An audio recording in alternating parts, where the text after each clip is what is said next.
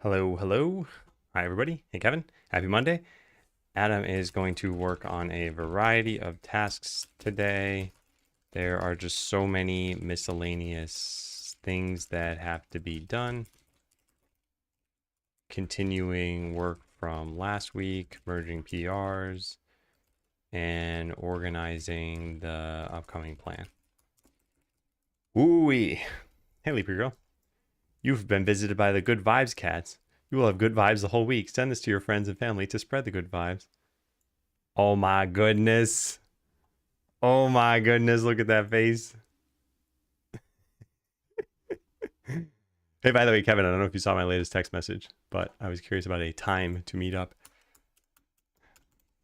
And yeah, given that it's tomorrow, I figured I would bring it up here.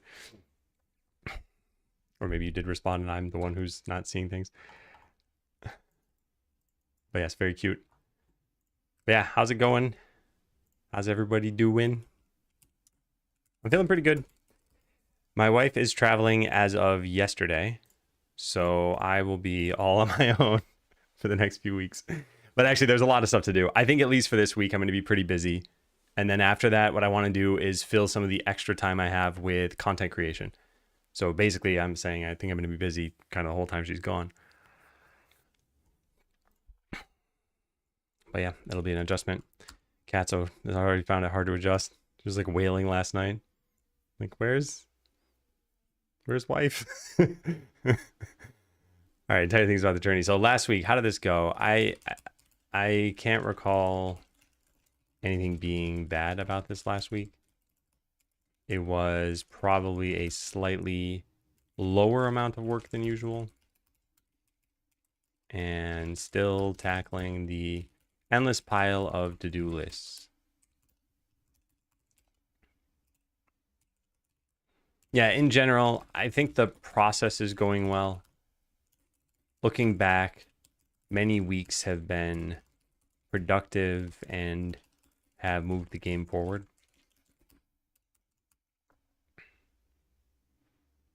Okay, yeah, no, sounds good. Hey, Dozy Burrito. Congrats on getting first.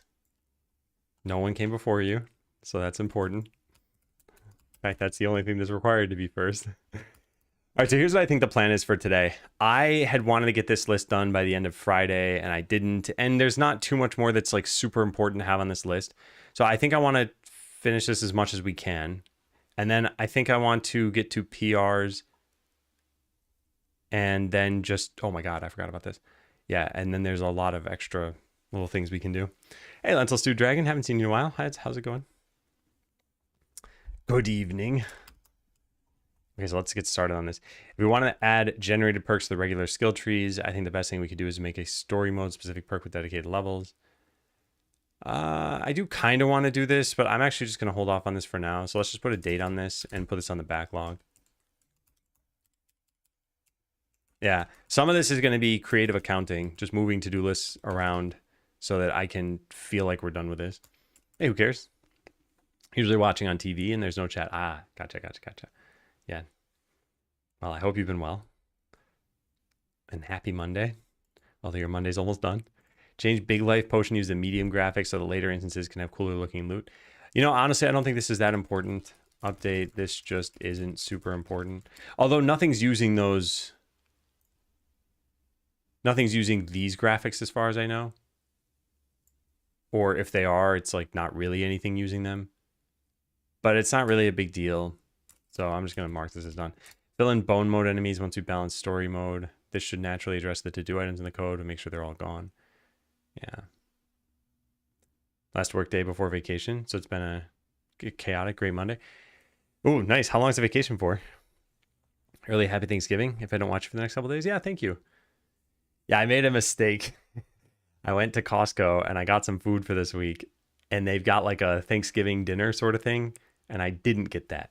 I don't know why I didn't get it. I got something like normal and commonplace instead. Oh well. Hey, Chef Alton. Yeah, if only we could turn back the clock. I could go back and do that. Actually, so it was super busy. This happens for every grocery store around here and really everywhere I've lived in the US before Thanksgiving. That people just go nuts and they're like, food, gotta go get food, last minute pie, last minute whatever. And yeah, even Costco had a ton of people. So I don't want to go back and get this thing, even though I technically could. 2 weeks, should have been 4, but I'll probably be bored 3 days in anyways. Man, it's a funny phenomenon. I hope you enjoy your 2 weeks of vacation, but this thing about I'll probably be bored 3 days in, I think we need something to do, and ideally there's something other than work that can occupy us. But even if it can, I think there's still something to be said about like your perceived value to society, to your family, to like some amount of productivity or a sense of not being lazy or something like that. And I think these are not necessarily positive things. It's nice when you're working that it keeps you motivated, but if you're not working, it'd be nice to just enjoy that time. So I hope you find something to do in your other 11 days that you have. Spain is the same the day before Christmas. Yeah. If you got plans, those 2 weeks feel very short. Yeah. I think 2 weeks is a really good amount of disconnect time. And I remember talking to my mentee, Peter, about this, and he had said when he'd taken a week that he didn't really feel like he'd gotten a disconnect. So there's something about passing about 10 days, maybe 12 days where you're like, okay, work's not on my mind anymore. I can finally just give in to the relaxing task at hand. Hey, Xyletics. So I've still only played maybe like 6 rounds of Kirby, and 2 were with my wife and she didn't like it. And then the whatever 4 to 5 were with my friends and they didn't like it too much. And I haven't played solo, but I want to try this. And I think this is kind of one of the problems of the game, although this was kind of the same with the last one, which is if you have a multiplayer game that's competitive, so you're going to split the screen. And once you split the screen, now you have a quarter of the area to see all of the chaos of the game. And even when I was just playing with my wife and it's split so that it's just like right down the middle, there's still a lot going on for there to take up half of your TV size. So yeah, I think it is a little bit hard to pay attention to everything, see what all the icons mean, know what the notifications are. So yeah, I'll try it on my own and hopefully I have fun. But if not, I mean, this is playing into the whole like I hate video games thing. And what I was talking about the other day was genres. I think I'm maybe now starting to get this way with Nintendo games. I looked at my Switch catalog of games and it's like almost entirely Mario, Zelda, and I guess there was a Metroid game in there, like some other first party titles. And then I looked at the ones that I didn't really play a lot, and there was that Zelda, I think it was called like Echoes of Wisdom, and Super Mario Wonder.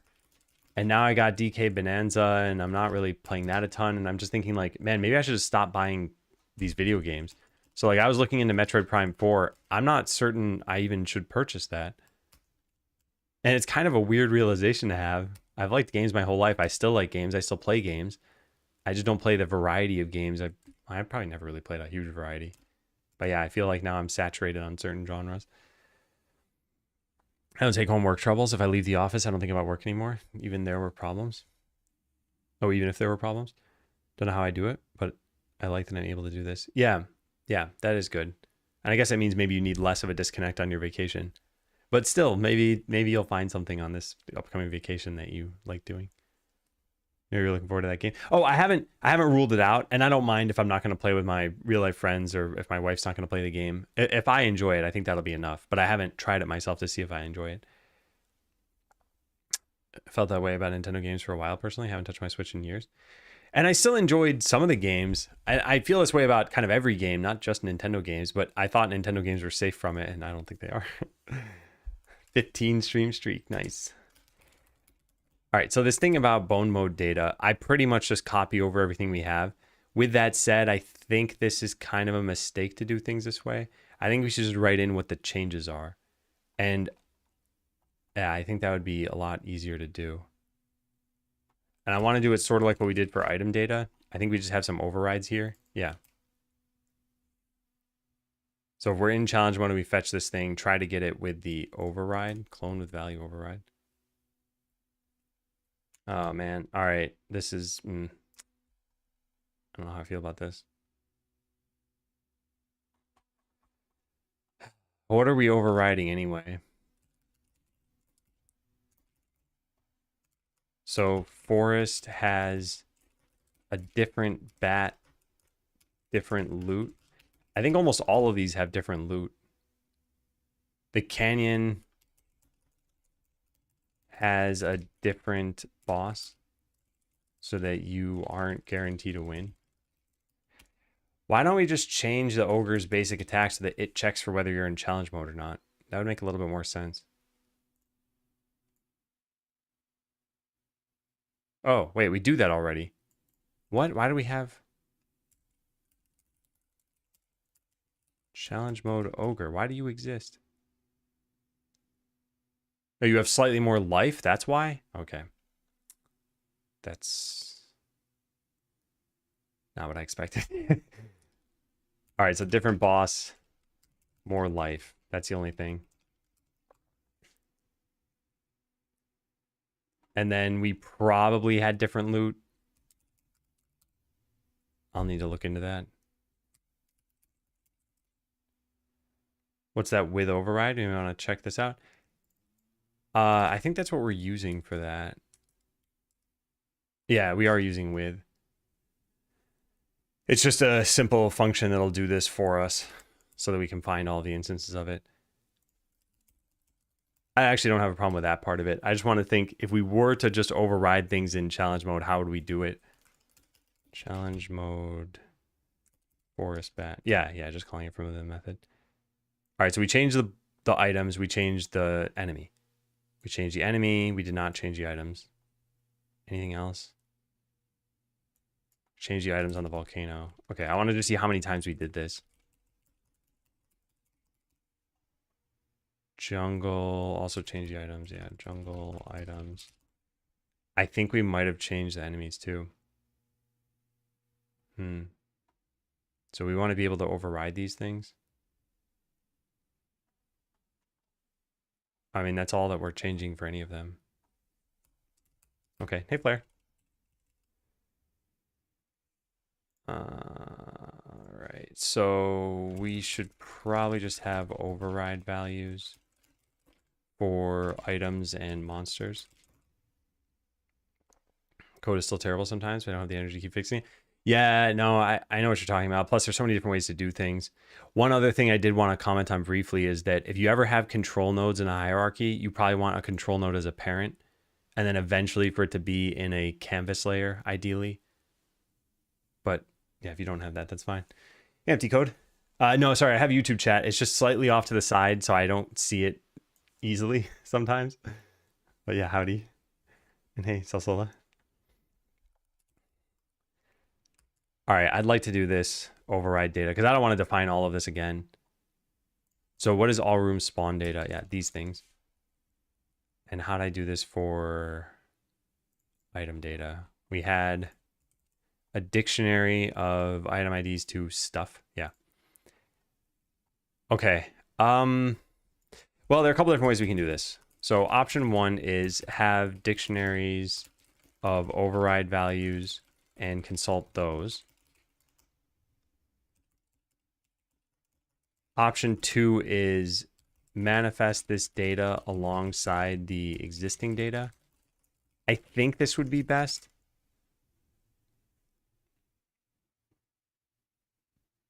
And do we have any other options here?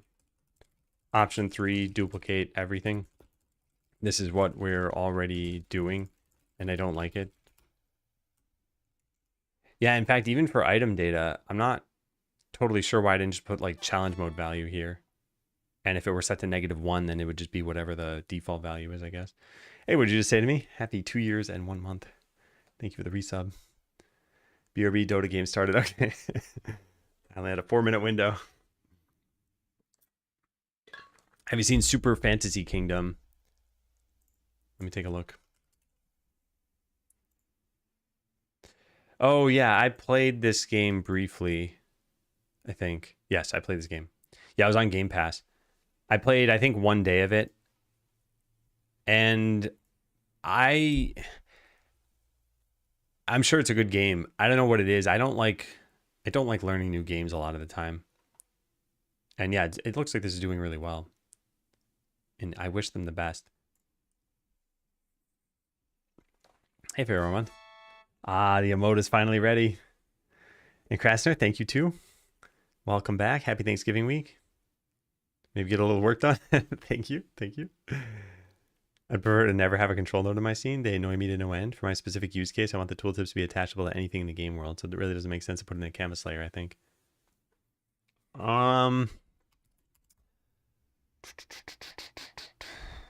So I think you could run into problems with ordering at some point, maybe. But I'll just say this: if it works for your game, it works for your game. And I think avoiding control nodes is not necessarily a great thing, though, because they provide some input methods that I think make it easier, and they already have things like focus built in, and yeah, I think they make sense to use in a lot of cases. Hey Phil, hey Galaxy Inferno. She's very happy with it. Nice. Yeah. Wasted my whole weekend away on Esbury Pines. I've never heard of that. Let me look that up.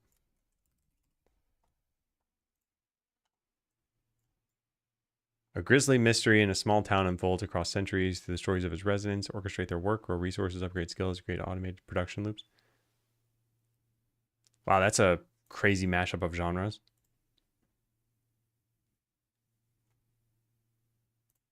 Or maybe the mystery part isn't really played out too much, but yeah, it seems nuts.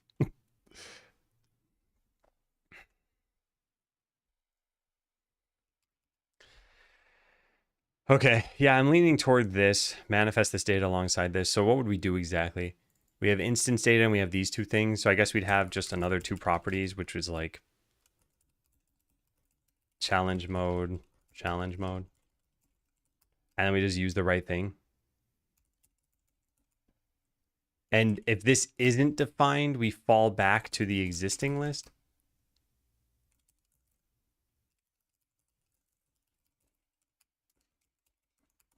So something like this. What am I doing wrong here? Oh, these don't need to be question marks. Cannot convert null literal to non-null. Wait, what? I guess you can't have a nullable read-only list, or does a question mark go here? Oh, never mind. I'm just being stupid. Okay. It's an idle murder mystery. Someone said it's for people who love spreadsheets. It looked like it. Hey, ABC. Dictionaries would be messy because of structure, and copying whole data would cause bugs, etc. Well, that's what we're doing for items, at least. This is all I'm talking about here. We're not necessarily copying the, well, I guess in this case, we're copying just literals, like 3 and 36. But yeah, we override them there. I think it'd be easier for me to just put this in here and just have like a challenge mode value and say 36. In fact, I should probably do that. I'll write that down. Probably update all item data so that the challenge mode values is alongside the regular one.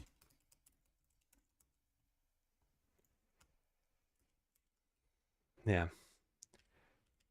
Okay. Yeah, I'm gonna do this. I'm gonna at least see what it looks like. The problem is I gotta go resurrect a whole bunch of old data, and well, that's a separate problem. We'd have to do that anyway.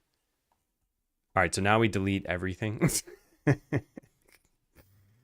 Oh man, I hate doing this. All right, you ready? Goodbye, code. Go away. All right, let's do this in a less nauseating way. There. Okay, so now everywhere that we would have had challenge mode data, we should not have challenge mode data. And then everywhere that we would have had this, we validate data.concat. Yeah, we don't concat anymore. What are some good tools to keep track of features progressing? I think any sort of like task tracker or Kanban board sort of thing. So as an example, like GitHub issues, I think Jira does this. So there's probably a million other things like this. Yeah, Trello. Yeah, those sorts of things. Hey, Picnic.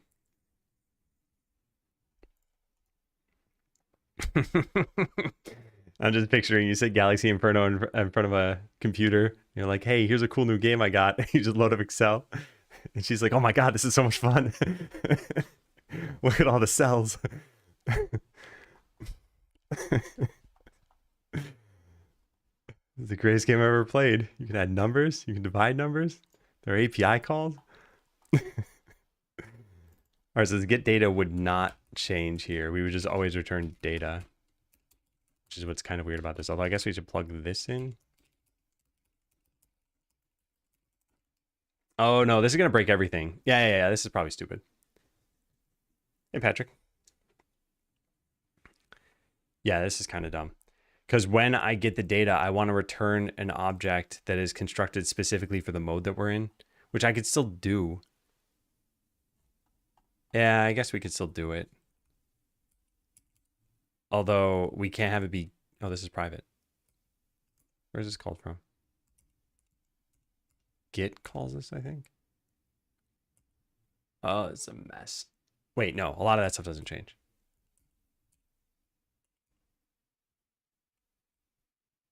Yeah. I don't like this.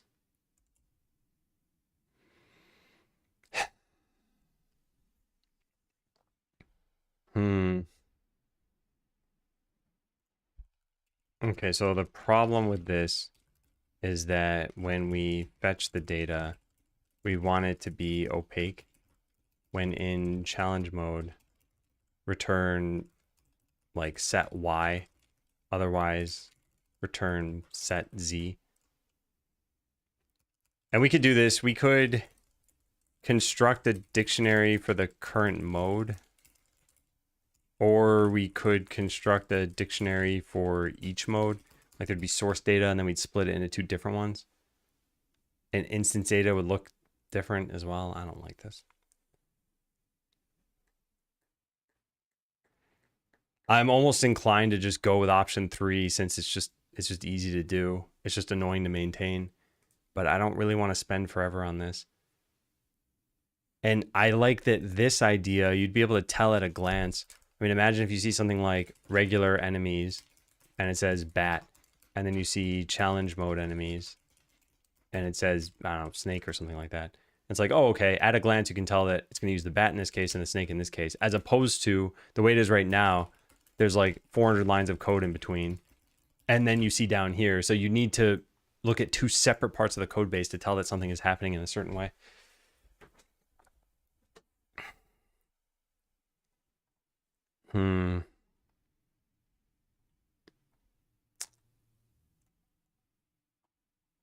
I don't know how I feel about this.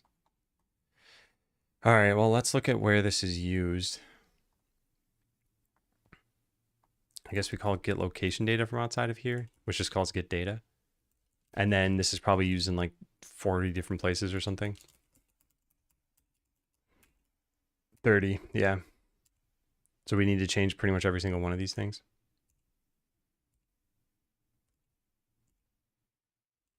Get data is elite.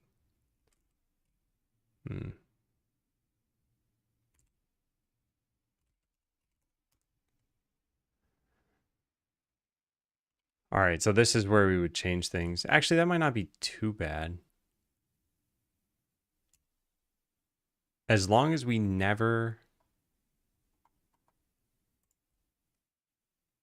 access this directly. Do we? We do. Oh, man. All right. Yeah, I don't know. I gotta think about this some more. Hey, Banana Vine.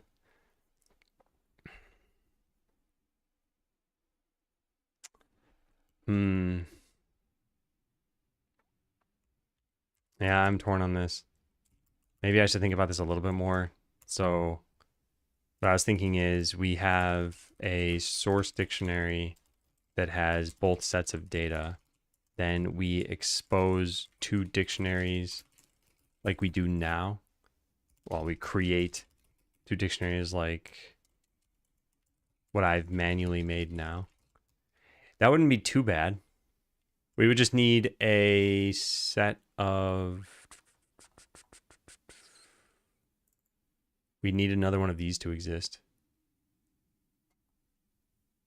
All right, maybe I mock this up. I'm not sure. So we have like, what, there'd be two battle map location datas? So maybe we make a new structure here.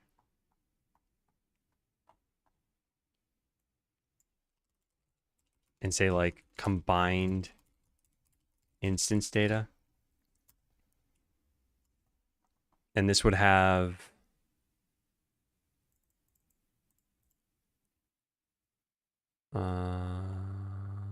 This would have this stuff in here. I guess just 2 instance datas.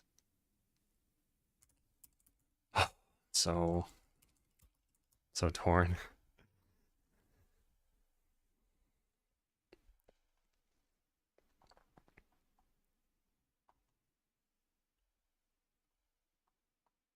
No, we need it to just be 2 different instance datas. So we'd say like regular data and then challenge mode data. Or I guess story mode data is what we call it. Story mode data.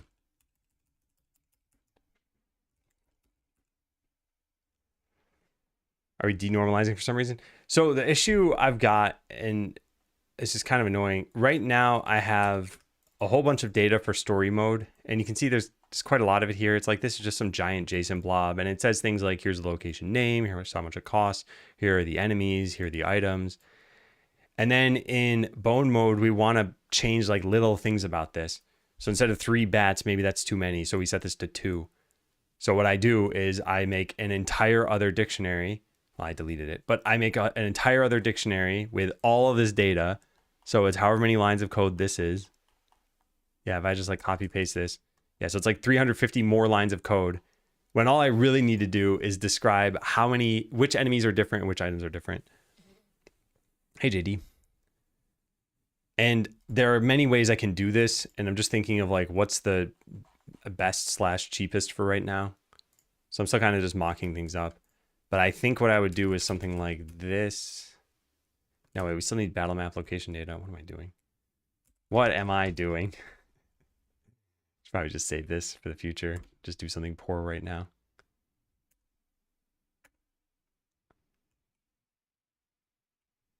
Yeah, it's only instance data that I need to change, right? I don't even think that's true. No, there's potentially elite instance data that needs to change as well. So I need to make a regular version of this and then an elite version or a challenge mode version of this. And then yeah, I don't like this.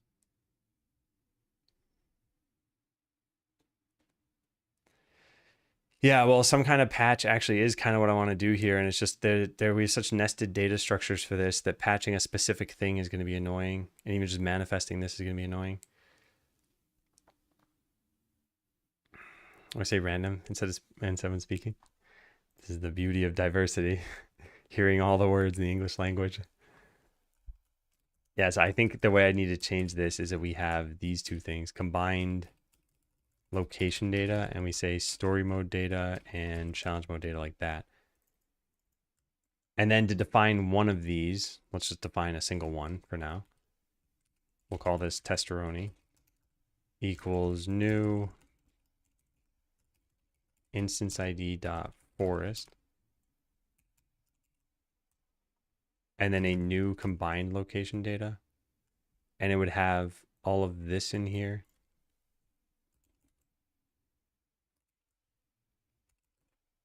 This is the story mode data.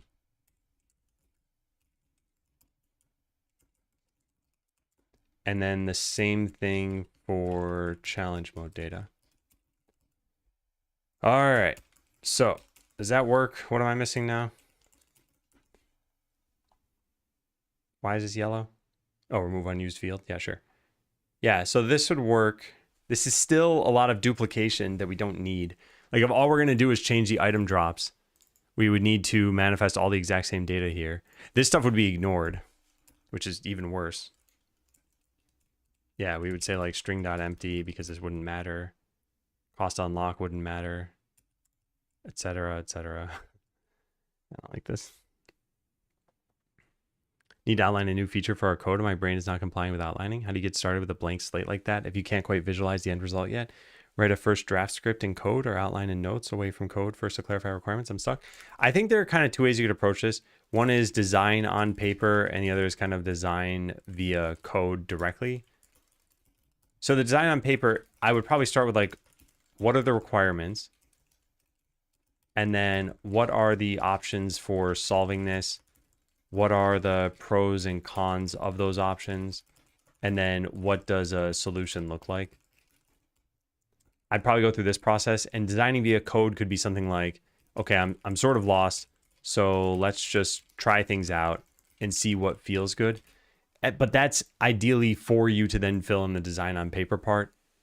So they're kind of related. They're sort of just one method here, which is, yeah, explore the problem space and explore the solution space. Hey, Tamao. Could alternatively store the tweaks and use reflection to enact them. Yeah, and I think I'm going to go with what's easiest here and not what's best.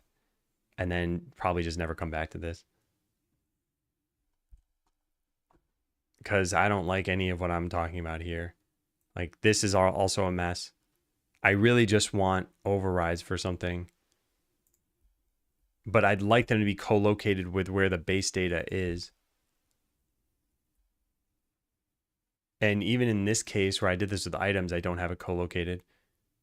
Like ideally we'd have a value and a challenge mode value and we'd know how to pull in the right one. But even that's going to be annoying because we access these from all over the place. So I guess we'd change this into a property that checks to see which mode we're in. But like that doesn't sound nice either. Yeah. I don't like any of this. Hey Mars. Can I inherit resources? I'm not sure. I'm just gonna go with the stupid method here. And this will just be a maintainability mess. Hey Mers. We got Mars and Mers. Thought you were gonna create something like override data where everything is nullable all the way down. Yeah, I could, but then I still need to like form a dictionary out of this stuff. And I don't think this is worth working on for right now. So I'm going to intentionally leave this in a bad state and we'll just fill in the data that we need to fill in. Like I said, it's not going to be great, but I don't want to spend the time on this. So let's copy paste everything in blue. So from here down to here. And then I need to plug in the old data that we had. Where is that? Can I just copy this whole thing? Yeah, I can. Okay, so now we find the challenge mode data here. There it is. And then this. All right, so this is the old data. And we have the new data off to the side. And yeah, we're just going to copy this over, I guess. Whoops.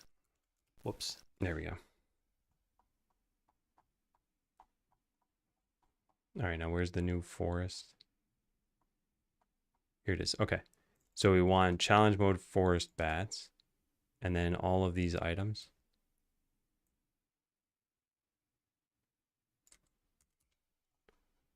Okay. We got to reload this because it's breaking a bunch of time. Hey, moms.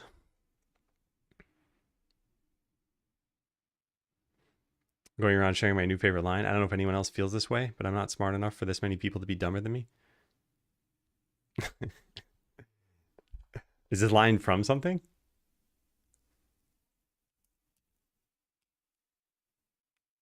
What's going on here? Why is this red?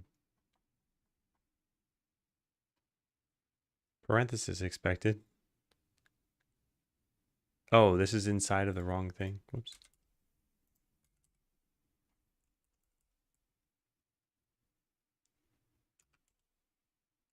Wait, how did I do this? No, this was correct.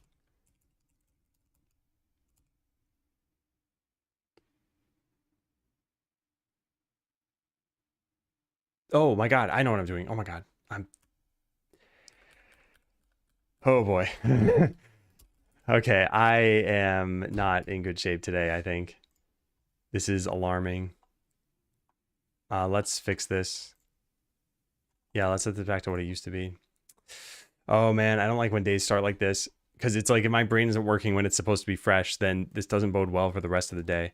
So I'm going to try not to let this taint the rest of the day because I have a lot to do. So let's just see if we can recover from this and then just stop thinking about it altogether. So this was the easy part. We put this here. And then item drops should be this entire thing that we put over here. Yeah, great. Okay, we just need to keep doing that.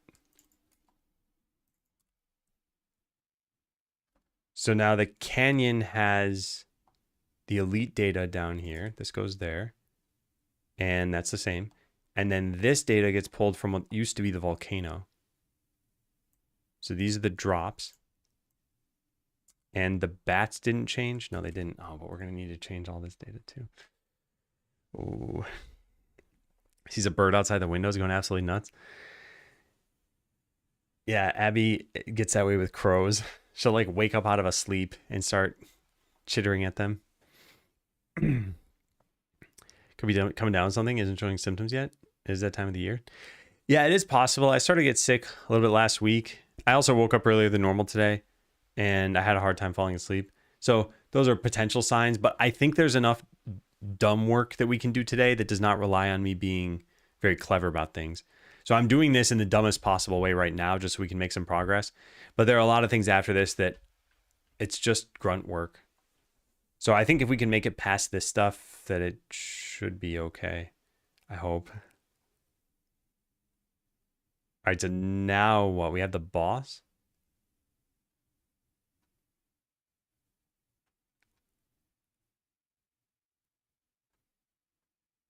The canyon's done. So we go to the deep forest. This would have been the jungle. 2, 1, 2. This didn't change, but this one does.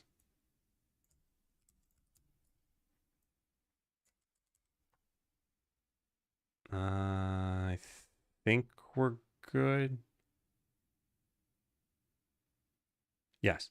And then we get to the crypt, and now this would have been the dragon. So the dragon is down here. The dragon is exactly the same as they used to be. So then the next one is going to be the waterways, where we change the number of things that we have. 3 worms, 2 grims. Maybe it was the deep forest where I changed stuff. Yeah. And now we have a new boss that never existed before in the crypt. And this drops the sorcerer's cloak. We're just saying that's fine for now. I'm not going to look into this. All right. So now we need the item drops for this thing. Yeah, some of this might not be balanced anymore. And then here we have 7 slimes and then 5 skeletons. So we made this one harder because we did not have more locations after that. But now we do.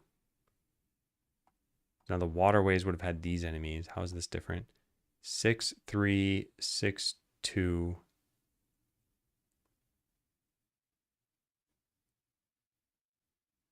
4, 1, 2, 2. Yeah, that's all the same. And then how does this change? Demon helmets went down. Fire swords went up. Canes went down. Why did I do this? I don't know why I did this, but we're going to keep this the same. And then everything is new from then on. So I don't probably need to worry about that, hopefully.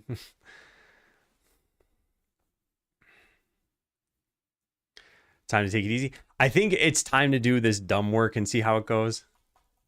Like, okay, now this should be working. I'll go test this out quickly. I know of another programming streamer uses the term streamer debuff, where he has trouble figuring out hard problems while streaming. I think there are days where it's fine for me. I think it all has to do with how interactive I'm being. The higher the interactivity, the less I'm able to stay on track with whatever I need context for. And thankfully, I think this might be done, this particular thing, but let's try it. So we're in challenge mode now. We need Mushy to fight against the forest, and they should be able to win in 2 hits, which is going to take a while. So let's speed this up. 1,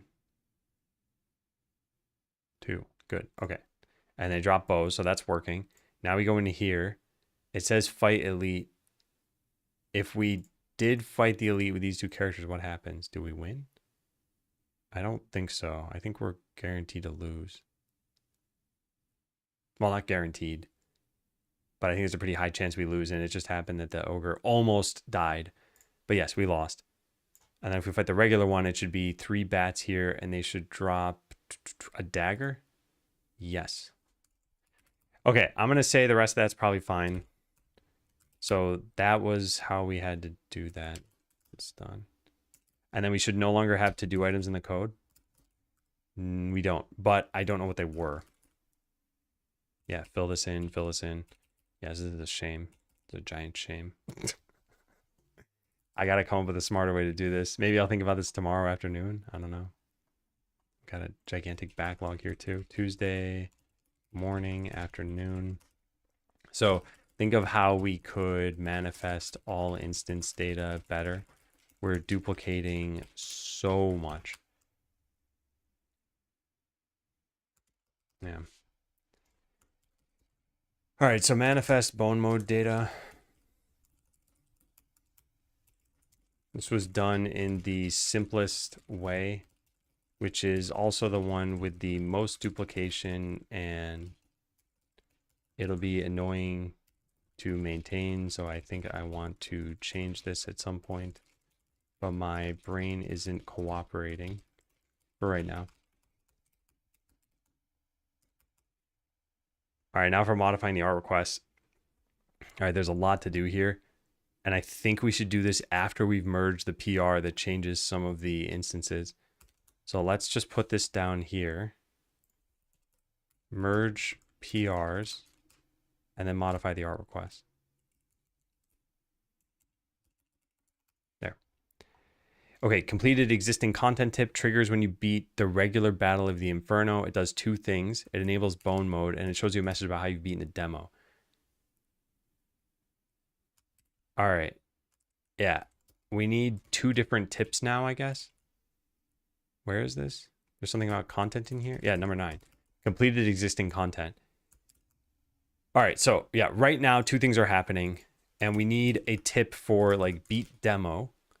And we need a tip for beat story mode. Well, wait, no, maybe beat story mode full game and beat story mode demo.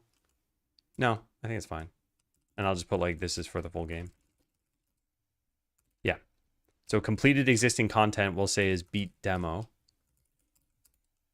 And then we'll make a new one for beat story mode and say this is for the full game, not the demo. Now we go change what that is. So completed existing content. I guess we have to rename this too. Or maybe this becomes the, yeah, no, this should just become the one for beat story mode. Beat story mode. Well, no, they should just be renamed. Yeah, fine. Okay, let's go rename it. All right, so this will be beat demo. And the other one will be beat story mode. Now we load up beat demo, beat story mode. I did that backwards, didn't I?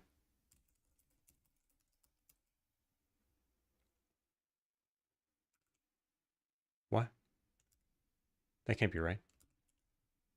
Also, was the word tip in all of these? It was. Oh my God. All right, let's save new files. Let's put the word tip in these and call this one beat demo tip as well. And then go delete the old files. Beat demo. Beat story mode. And then beat existing content no longer exists. No, it was called complete existing content. This is going to get deleted too. Okay, good. So now we have those things. Beat demo tip and beat story mode tip. And now they just need to be filled in with the right value. So this says, congratulations, you've beaten the Inferno. We got to prune the demo down, so I don't know how we're going to do this exactly. Maybe I should do that now. Did I write to do that now?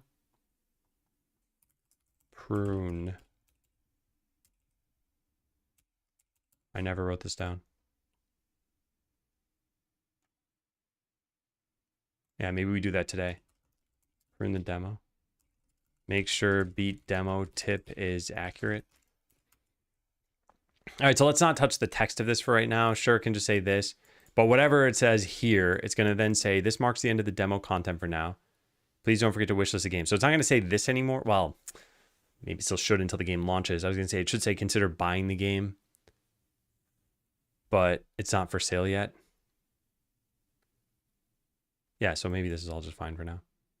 So has beaten existing content. Where's that show up? This is when you beat the Inferno. But the Inferno is still the final location. All right, we're going to change the whole thing later. So for now, I think this is fine. But then beat story mode is going to be totally different, right? This is like has beaten demo content. And this is going to say has beaten final boss.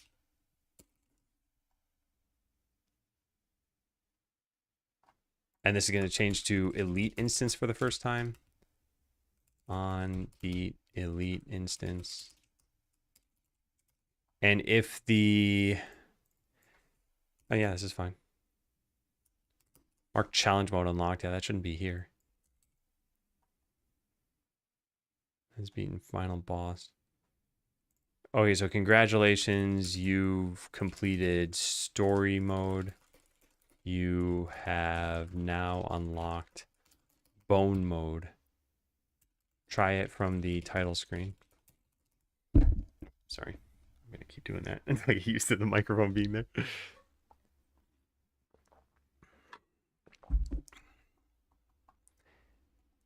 Yeah, I think that's probably good. So we split this correctly now.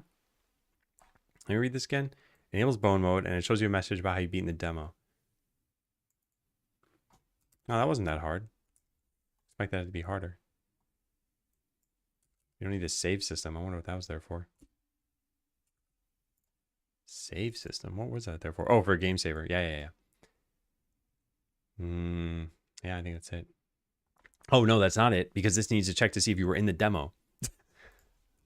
And feature flags dot is demo. Yes. And it should be hidden if... Well, it's never shown in that case, but yeah, it should be hidden if you are not in demo mode. I think. I don't know. This is kind of questionable. Return not feature flags that is demo. So we only show this tip when you're in the demo. And then this one will never show up because you won't be able to beat the Inferno. Maybe we should just do the pruning now. Yeah, I think it's probably worth doing that. I think there will be some difficult aspects to that though. So I might want to hold off slightly. We need to do this too, by the way. Tools, upgrade UIDs. There, this will add in 2 UID files. We just gotta wait. Split end of demo tip. The old tip did 2 things. It said you beat the demo and it unlocked bone mode. These are now 2 separate tips since the demo shouldn't unlock bone mode. All right, so revert these things. And we should, oh, there they are. Oh, we got some new UID files too. Tip strings. Okay, let's just check in the stuff I actually meant to do. Those. And then we're going to say add UID files. Probably try building the game, make sure nothing broke. But I'm not going to test out the tips just yet. We'll do that some other time. Yeah, so it built. That's all I care about for right now. So this is done. Cleanup. Make sure enemy graphics make sense with where they show up. I should also manifest individual enemy types for each location to make it easier to balance. And I wrote this should just be about changing graphics and then make sure items make sense. This is still worthwhile to do, but I don't think it's worthwhile to do on stream necessarily. Kind of the same thing with this and with this. Yeah, in fact, all of this can be off-stream work. Except for maybe this one. This isn't...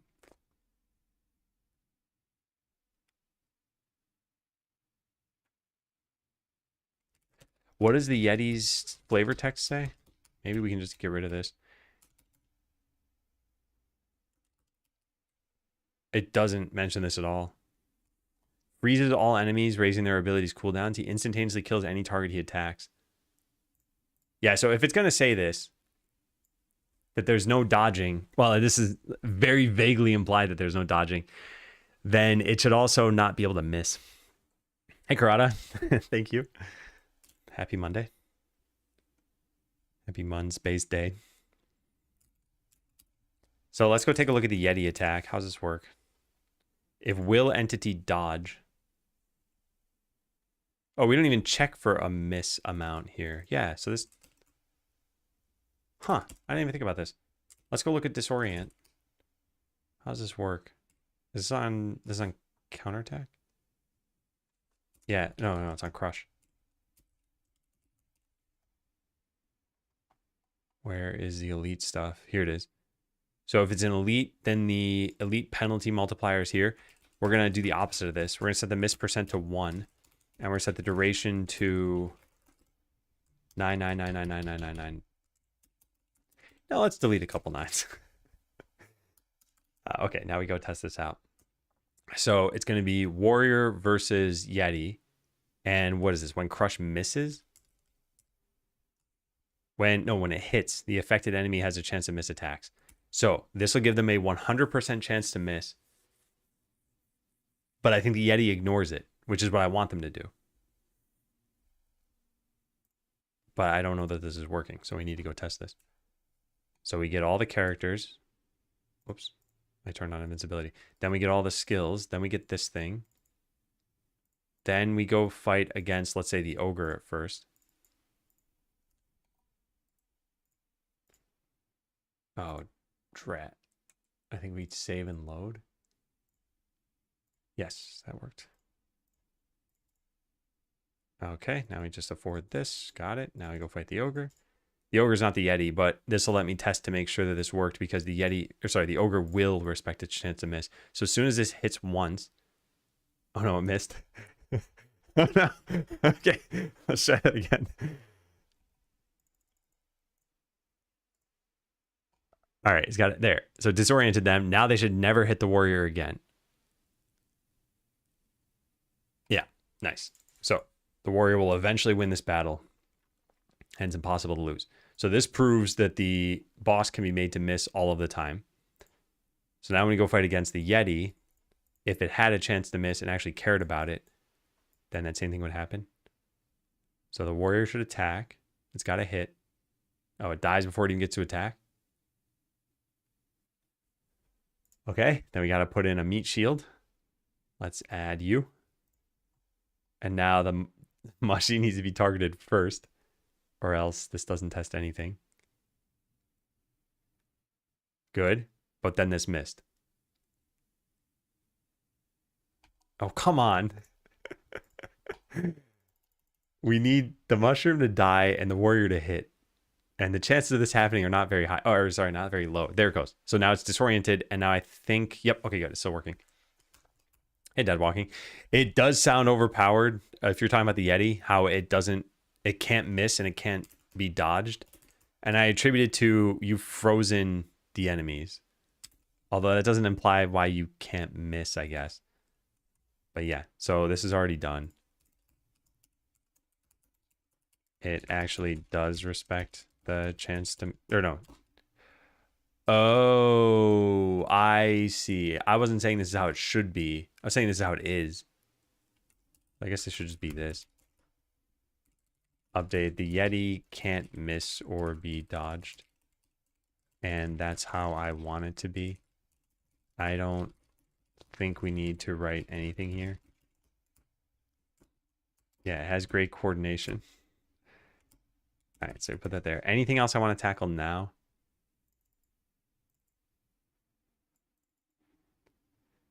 The frost planes cut off the snowman's hat.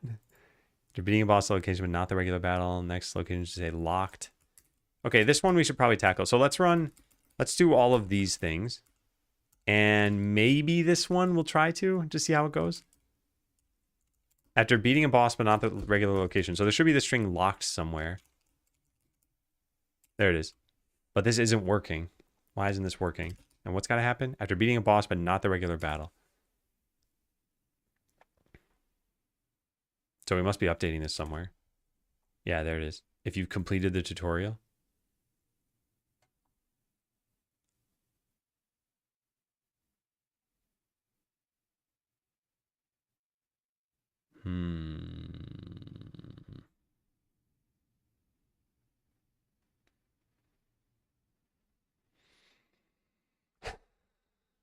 I think we just put this here.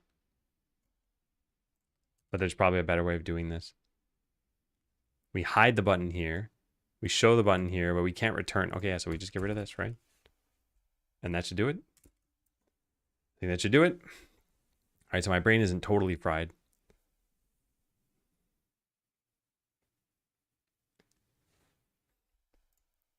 So we start a new game. It'll say locked on the map if you haven't beaten the location before this. Yeah, you must beat the latest location before being able to upgrade the portal. It says again, but you technically haven't upgraded in the first place. So maybe I should delete the again. Yeah. All right, we're not going to rerun just for that. So if I beat this battle, now this should say unlock. Yeah, perfect. Then I unlock this, and now the next one says locked. You must beat the latest location. So I beat the ogre. And it should still say locked. Yep. It says the exact same thing still. We start this battle. And I beat that. And now it says unlock. Yeah, perfect. It says the next location in the battle map. I think it's fine. It could say this location. But yeah. Show lock text correctly. The unlock, or was it unlock? Yeah, whatever. I'm just gonna. Yeah, fine. The upgrade portal button would show unlock 70G when you, even if you hadn't beaten the prior location.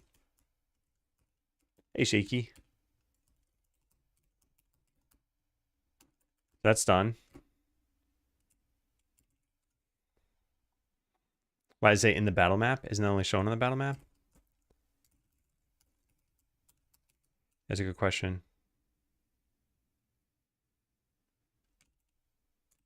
Maybe you should say unlock this location. Unlock this location.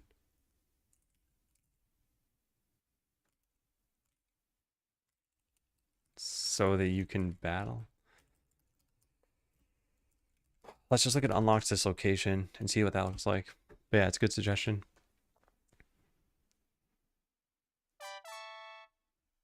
I think it's got to say something about like so that you can do battle.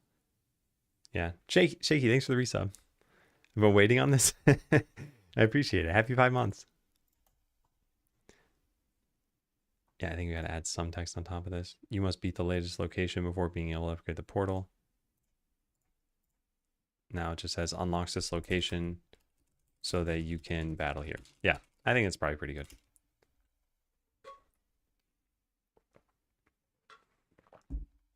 Or for battling.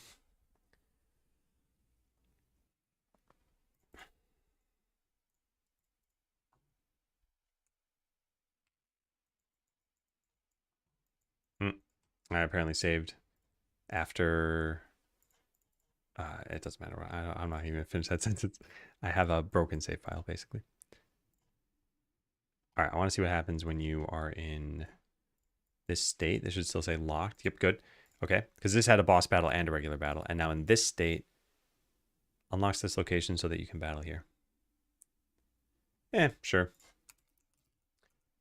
Update text on unlock button. It mentioned in the battle map, which should have been obvious since you can only see that button in the battle map, from the battle map. All right, I'm going to give Galaxy Inferno a point for that. Okay, so this cleanup stuff we're going to save for later. And we're going to put from this document on it, because I'm going to copy paste all of this onto the backlog. I don't think any of this is important, is it? This one kind of is. Yeah. Shouldn't be getting fire swords from the waterways, yeah. Okay, so good descriptions. I'm going to put a little bit of time into this for right now. I'm not super concerned about this. And if this goes poorly, then whatever. So we have 13 items we need flavor text for. Frost flail.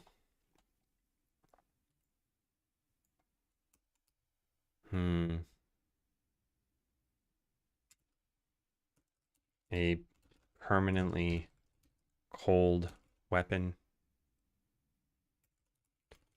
Wear your gloves. Oh my god, I gotta clean my keyboard before wielding this. All right, we're just gonna fill this in with something, and if we come up with better descriptions in the future, then great. Steel maul. That is that one.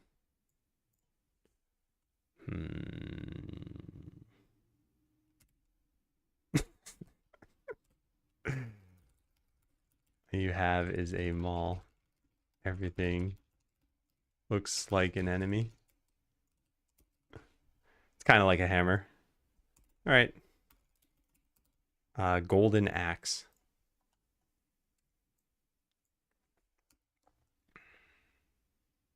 Yeah, out of curiosity, how soft is gold? If you have a gold bar.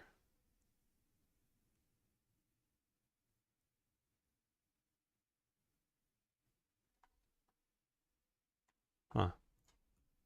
I don't know the answer to that. All right, well, we won't go in that direction then. Is this one of the most valuable items in the game? What is the most valuable? These are all less than 50, right? Yeah. Then 100 is a boss thing. 410 is a boss thing. I think this is like the most valuable non-boss thing we have in the game. The 75 is higher. Then that's all boss stuff. Non-boss stuff. Yep. Anything else? Yep, so that's it. So whatever the 75 is the most valuable item. And that's a golden bow. So the golden axe is the second most valuable item in the game. Well, you could melt pretty much every metal, I think. But I guess you could probably... Gold probably has a lower melting point. But I don't know how malleable gold... Like, I've never held a gold bar in my hands. But if you had a pure gold bar, like, could a human shape it? Or do you need something? Do you need to heat it first? All I know is that it's soft compared to other metals. I don't know what that actually means. But I just won't put that in the flavor text. I just thought about doing something like that. So, let's see. Wouldn't be made out of pure gold. No, but the joke was going to be that this one is. It's valuable because it's made out of pure gold, which makes for a bad weapon. Yeah.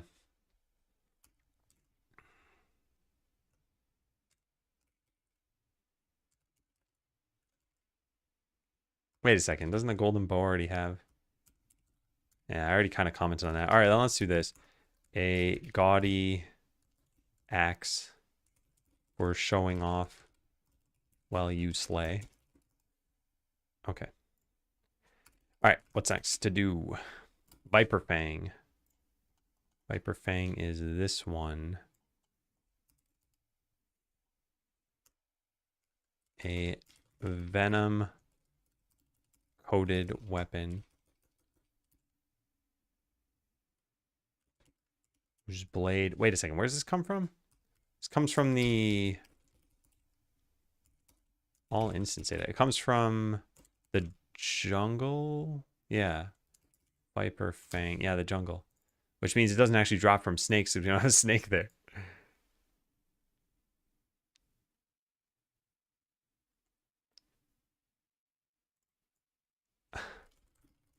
Depths of the jungle. Should I capitalize this? I don't know if we capitalize other instance names. They're all regular locations, and you wouldn't capitalize jungle in that case. But in this case, I think it's probably fine. Hey, look up every value. Is it just every value from all item data? Yes, yes. And because this is where we define all the item values, so I didn't need to search another file. By the way, I do want to be taking breaks today, so I think I'll go take my first break now. So let me kick off an ad and ask, is it jump time? It's jump time.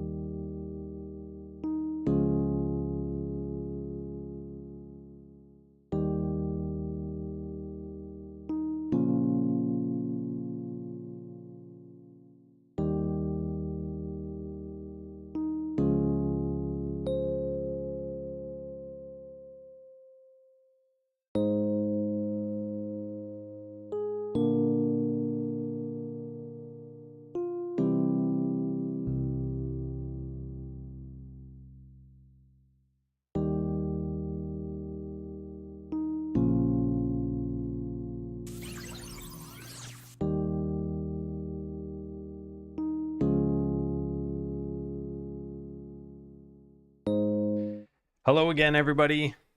Also, hey, Cakes with the raid. And thank you. Thank you very much. Yeah, I just got back from my break. Also, Mickey, please try to be a little bit sensitive. This is a family-friendly stream. I'm not going to purge your message, but just try to keep that in mind for the future. And hey, Kinsis access. So close the game. This is just a little game that people play while I'm taking a break. And I've been trying to take more breaks lately because I think just streaming for many hours throughout the day is not good for me. What we're doing right now is we're coming up with descriptions for different items in the game. We've got a lot of kind of mundane tasks to get through. And the rest of this list is not too bad. But then we're going to merge some PRs. We're going to add some art to the game. We're going to, I don't know. There's a bunch of, like I said, kind of mundane tasks. Hey, Celtius. Well, so welcome in, everyone. The game that we're working on here is Skeleseller. And I'll show this from the beginning. So it's a laid back town management game. You send adventurers into battle. They fight automatically for you. And then when they win their battle, which I'll just kind of force here, they earn items that you can then go stock in your shops, which will then sell automatically. So it looks kind of like an idle game, but I don't really think it should play like an idle game. You could just leave this running and you will collect a ton of money and you will eventually come back and you could just beat the game if you had it running for long enough. But the game encourages you to be more active, managing your party members, like, you know, transferring items yourself to a particular location. Eventually it gives you more tasks to do. So that if you did leave it idle, it would take quite a long time, I think. Which, granted, some people like to play idle games that way. Made me curious. I did mini research. Pure gold can be scratched by a fingernail. Mohs hardness rating of 2.5. Fingernail is also about 2.5. Okay, I see. Yeah. So if you had pure gold, you could just eventually scratch away a wall of it. So yeah, I'm guessing an axe that's made out of pure gold would not be good. Especially because Mohs hardness of like iron is probably, it's got to be higher than 3. Okay, so what else do we have here to do? By the way, I did not give Cakes a shout out. Let me give Cakes a shout out. I was thinking it's kind of funny when someone raids you with, I'm assuming, more viewers than I had already. It's like if I ever raided someone and they had like 2% of my viewership, I still appreciate a shout out, but I'm always like, well, what was the point? So I don't know if that's what's currently happening right now. All right, Void Blade. I don't even know what the Void Blade is. I think it's that graphic.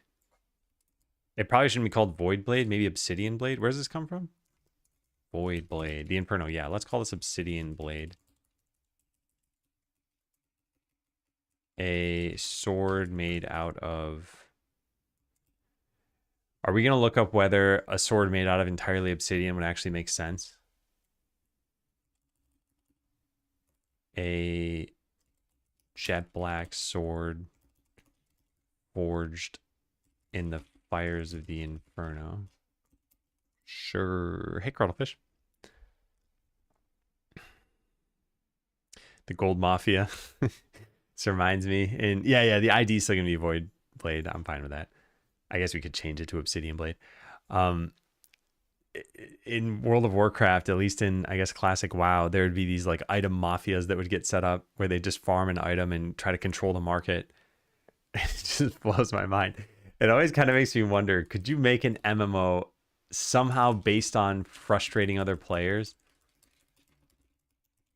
Because my gut tells me you can't, because the person doing the frustrating is probably having fun and the person getting frustrated is not having fun. So you need to do something different. But I do wonder about that. I think it was used for arrowheads. Yeah, for arrowheads, it would make more sense, though, because they just need to be sharp pieces that get lodged into their targets. But for a blade, I imagine it's brittle and would just crack. Sounds like Eve. It actually does kind of sound like Eve. I haven't played Eve, but I've read a lot of stories about it. The other thing I've always been intrigued by is I wonder if you could make an auction house game. I always liked that part of WoW, and I watched a video recently of someone who started a WoW character, and their goal was every day double their gold. And they started with, I think, like 15 copper or something. So the first day they had to get to 1 gold, and then 2, and then 4, and then 8, and so on and so forth. And they managed to do a pretty good job at this. I mean, obviously you can't infinitely double it. There isn't that much gold in the economy at some point. But the tools they were using for this made me think a game like this is probably not very fun for most people. We were talking earlier about like Excel the game. this would be Excel, the game. This would be look at spreadsheets, figure out what's going up, probably write some algorithm that does all this for you. Then humans can't even compete. But even with that, any sort of economy, and an auction house is based on having an economy, you need functions for items. So you can't just be selling like sword and there's nothing that the sword can do other than sell. It's worth 5 gold. And, you know, magic wand, and there's nothing this can do. It's just sell. It's 8 gold. It's like without a function, there's nothing to differentiate these items such that they're just fungible money amounts, which means that there can't be any inherent value to them. So then you need to add functions, and you'd have to say something like, okay, well now swords sell for 50% more than normal, or someone's got a quest that says collect 5 swords. So now they want this specific item, or this is a reagent for crafting something else. But even then, none of these are really like actual functions someone cares about. Like there's no use in the game. We're just arbitrarily assigning a function on top of it. Whereas in regular games, a sword does damage. It might be like 3 to 5 damage, a certain attack speed, and maybe it's got some extra property on it, like +2 dexterity or something. So yeah, without that, I don't think a game like that would be fun. But then actually another idea came up, and I forgot the name of this game, but someone made a single player game that resembles an MMO. So it looks like you're playing in a world with other people, and they're really just computer players, and they'll talk to you and they'll level up with you and all this other stuff. And I don't know, they'll even insult you or something in the game. And I thought, what if you did that? You made an auction house game where everyone else is a bot and it's just you. Would that be fun? I mean, still probably not. Yeah. Doesn't make sense for a sword because it's too brittle. It would chip or break, yeah. Griefing is a term for a reason. Yeah, yeah. But in games of the griefing, usually the griefer is having fun. I wonder if there's a way to like split it sort of half and half so that you can always be a griefer at some point. As all currencies in the game used in crafting, so these items have real value. Well, PoE also just has a functional game around it. Like you have items that you can equip, and you have presumably like skills you can learn. And I haven't played a lot of PoE, and gems and whatever else. So any of these has a purpose because it's not just an economy game. It's an ARPG. So if you have an ARPG, adding an auction house to it makes sense. It's like we have real life and we have auctions. And the things you buy at auctions have value for different people based on their own needs or wants. So someone might value a painting at a lot of money, and another person might think it's not worth paying any money for. But in a pure auction house game where the items have no other function, you'd need to make a function for it. Or like I said, arbitrarily assign value to it. Hey, Miles, not sure if the Counter-Strike skin market would agree with everything you just said. The function is cosmetic, right? You were putting skins on guns. That's still a valuable thing for people. But imagine if literally all you bought was like skin number 6. There is no graphic. Like you have no way. You're just like, I got skin number 6. There's no showing it off. It's just a list in an inventory somewhere. Then yeah, I don't think people would want that anymore. It's like the thing that makes it interesting is that you apply it to your gun, and that makes you stand out in the game. So I guess when I say function here, I kind of loosely mean, in this case, a cosmetic is functional in that it does something.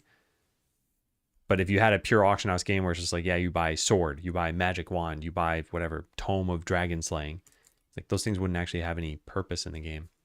They'd just be vehicles for money.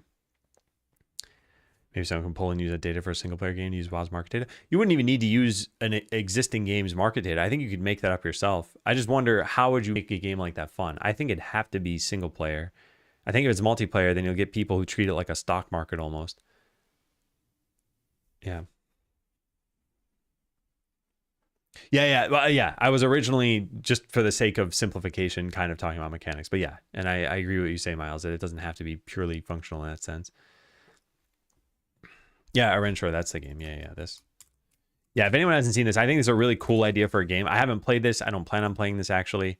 But it's meant to look kind of like RuneScape, I guess, maybe. And yet, it's not an MMO. So it looks like you're playing with other people. And by the way, they're not trying to trick people. Like, you go into this knowing it's not an MMO. Some MMOs do kind of try to trick people and be like, oh yeah, we've got actual players, but they're just bots. But yeah, I think it's a really cool idea for a game. I like those sorts of novel things. And it looks like it's doing pretty well. All right, so Skull Shield, which is this? That one right there? Ooh. The skull on this shield doesn't look like a friendly business skeleton.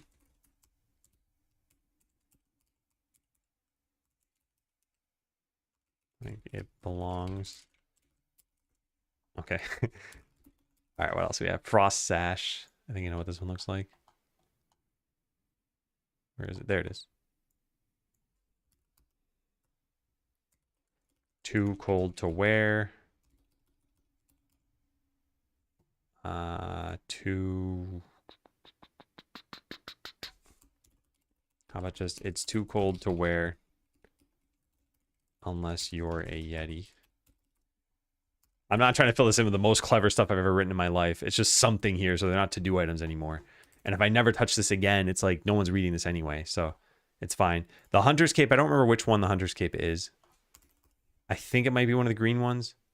Where is it? 312. So 1, 3, 5, 7, 9, 11, 12. That one? That can't be right. Where does this drop from? Hunter's Cape in the jungle. I guess I could just look at it. Yeah, I guess it's way easier. Did I count that wrong? It's this one. How was I off by? I was off by 2. Huh, I don't know what I did. All right, so this is a green one with a red little, I don't know, threads or something. What do we write for this one? Also, why is my mini PC like making a ton of noise here? What is it doing? CPU's at 68 degrees. The fan is spinning like crazy. What is this doing? This thing looks like it's... Oh, I thought it was dying. It's not dying though. Also, what's memory at? Memory uses like crazy too here, huh? What is going on? Isn't there like a Docker stats or something?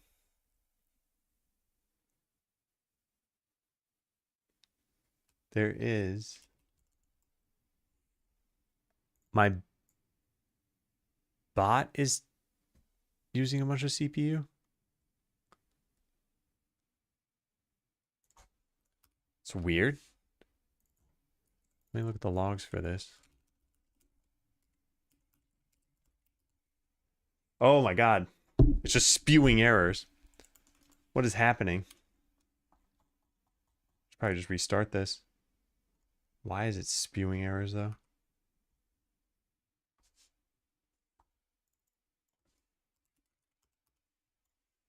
Okay, we're gonna restart that. Docker container.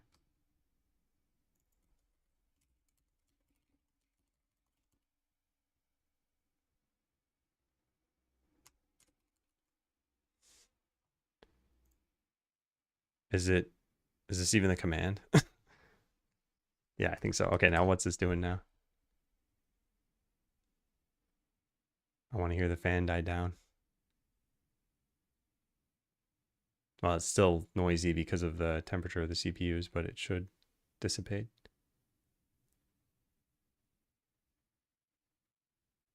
Yeah, wow, that's too bad.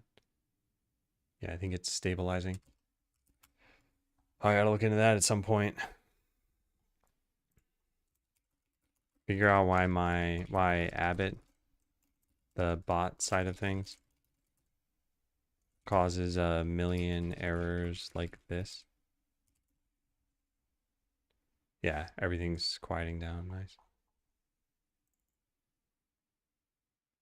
Socket disconnected, attempting to reconnect.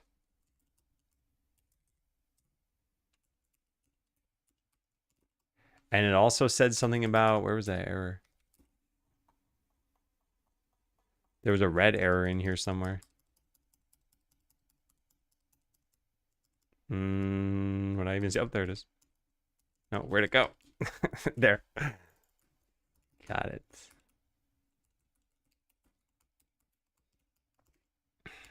Whoops. All right, is this better now? Fan is slowly quieting down. Yeah. And it's still responding to, what program is that? That's BTOP. It should be, yeah, nice, it's working. So if you've ever used HTOP, this is kind of similar. Whoops.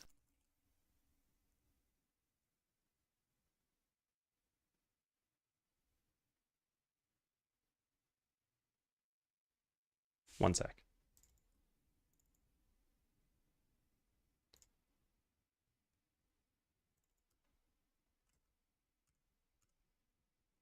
Yeah, give me one sec.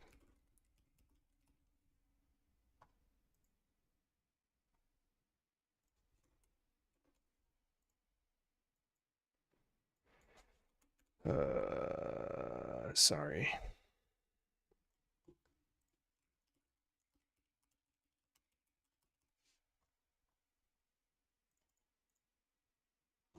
I gotta do something really fast.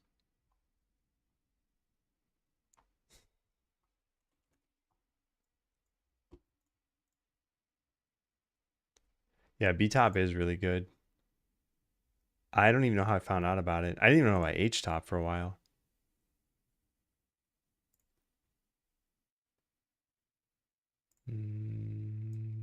Here.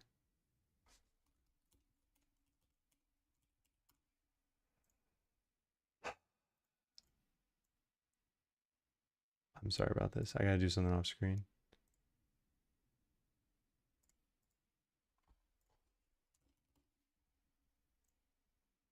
Here it is.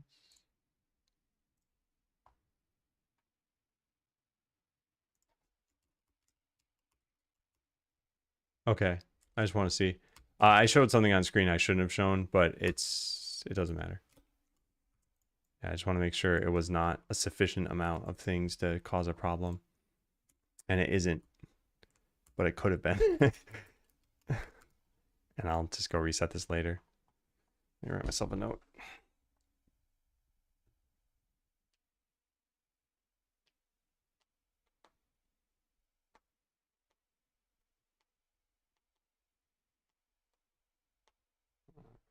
Okay.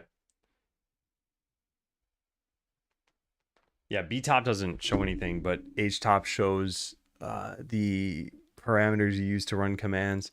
And there's, I don't know why I'm even talking about this, but there's a piece of a JWT that was showing. But for those who don't know how JWTs work, so the tokens themselves are in plain text. Like you might see something like this, and you can just copy paste this into this website and it'll tell you what these things mean. This doesn't, if you had the whole token, you own whatever this credential might be, but these are divided into portions and there's basically like the payload, something else, and the signature. Without the signature, it's not helpful for you. So like if I delete this, yeah, it says please address issues to verify signature. So you can still see the data in it, but it wouldn't validate. Cracking the secret right now. I think it'd be pretty much impossible to do that. Yeah. Like if you think about this as being a password, this is a pretty secure password. And I think the signature might differ based on the amount of data you have. I'm not actually sure that that's true. Can I type in here? I can't. Is there some way to make it so you can type in here? Yeah, whatever. Yeah, HTOP shows that, but HTOP only shows however much fits. So it'll show you like this much. And you'd have to get the rest of all of this data. Pulls out his quantum computer. You wouldn't even need the signature in that case. You also need the secret. Yes, you'd also need just the rest of the data too. Yeah. Still, I'll generate a new key later. I don't think this is going to be a problem. I'll generate a new key later. All right, Hunter's Cape.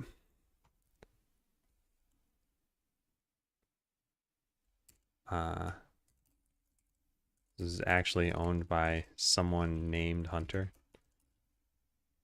He was a shepherd. All right. Let's see what else to do. Frost Cloak.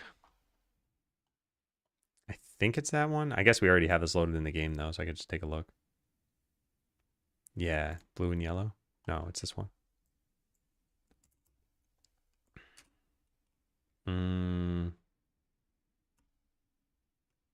Did I use the word perfect in here already? Nope. Okay. So frost cloak. A perfect blend of warmth and camouflage. All right, what next? Demon cloak. Where's that come from? There. So it must be one of the red ones? Yeah.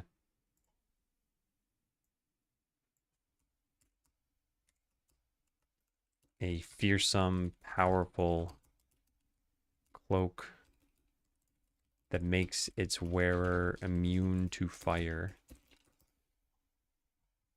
This is just flavor text. It doesn't need to actually do anything. We can make up whatever we want here. Gold-plated helm. That's this one.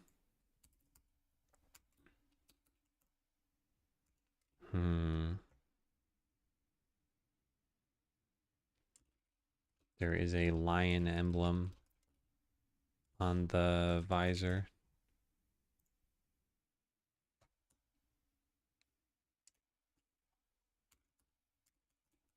I've been reading Game of Thrones. It's actually yellow. We couldn't afford gold. Hail, Agwin. Our green hat. What is green hat? This one? I like this one. I want to make a VLC joke. But I think it's a little bit too niche. I'll look for an item graphic. I think it's probably fine. Wait, frost helmet? Oh, we could call this something else then. Green hat? Maybe like witch's hat? Pixie hat? A tiny hat that hardly covers one of your fingers. You imagine it would be comfortable if you were a pixie.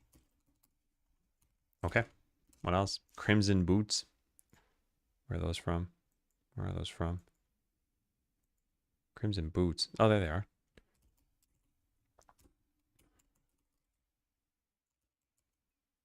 Plus 17 speed. Plus 3 agility. I don't know what I'm doing. On the future, it might be. Depends on the algorithm used and how many signatures were generated with it. Recently learned that's why the root certs for the public key infrastructure are only used so many times.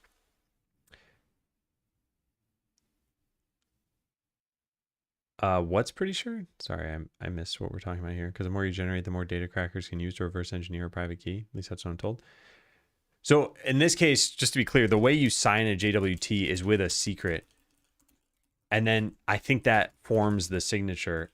The secret that you make is essentially a password. And these are randomly generated by Cloudflare and like very strong. So if somehow you got secret A, it would not help you figure out what secret B is.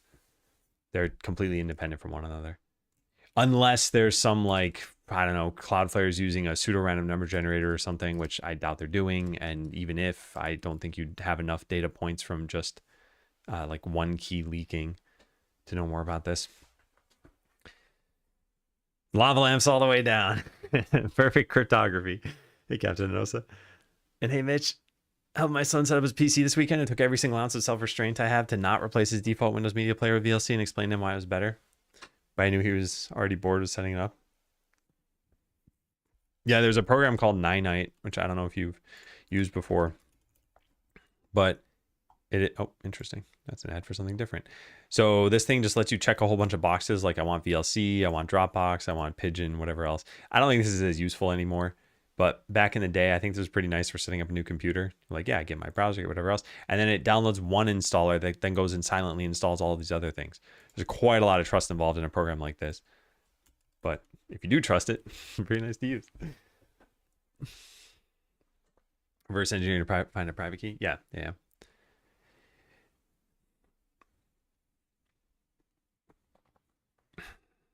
forever reincarnation cycle with a princess or something.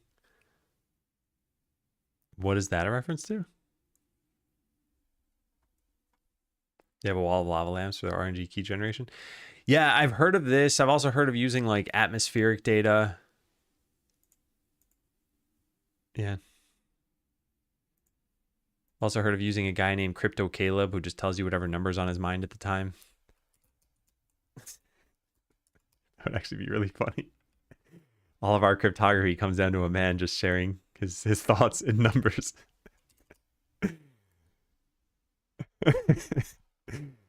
All right. Are we ready for this? You're always on fire.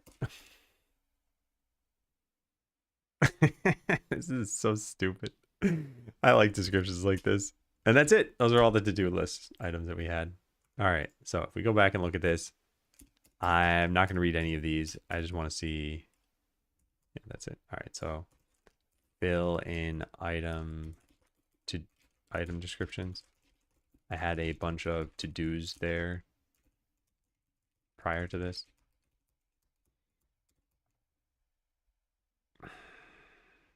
Wait, Skype still exists? I thought Skype was deprecated.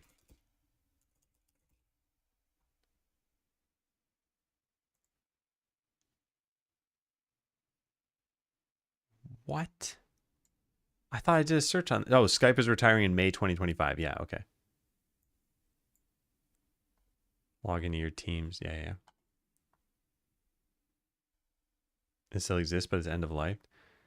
Yeah, I'm surprised it's in Windows 11 then. Maybe when you open it, it just brings you to Teams, in which case it would actually make sense why they have it then. Because there might be people who are like, oh, I want to call someone, let me use Skype. And they don't know that Skype is not a thing you get anymore. So they launch this and it says, go install Teams, or we already installed Teams or something. So it's basically just a pointer to let you know. Like if somehow Windows got rid of, I don't know, the start menu, they'd probably still have something in the start position for a while to tell you like, this doesn't exist anymore. You shouldn't try to use this. All right, so this is done. Run the UID tool. We already did this. I am making almost no progress today, but I'm just going to stop talking about that. I think whatever we can get done, we get done. Also, it hasn't been very long. It's been an hour and a half. All right, so I'll run this one more time. And then we'll also run .NET format. But I'll let this thing finish first. I don't think it's going to find anything, and it's about halfway done. Should take another like 15 seconds. Yeah, that was faster than I thought. And it did nothing. Great. Yeah. I didn't expect it to do anything. I ran it like 30 minutes ago, but I have it on my list, and it's a good thing to just make sure that I've done. I can't do that because it's not 2001. I can't let you do that, Mitch. You cannot use your computer this way.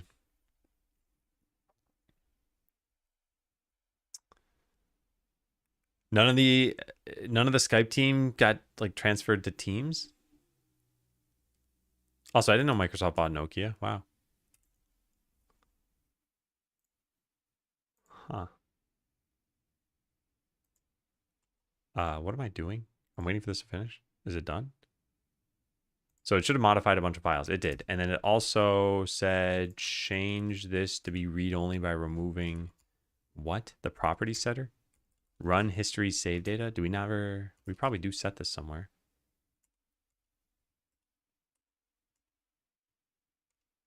It's... What?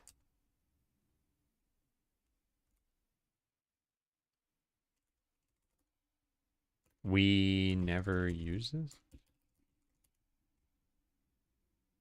I should go test this for sure.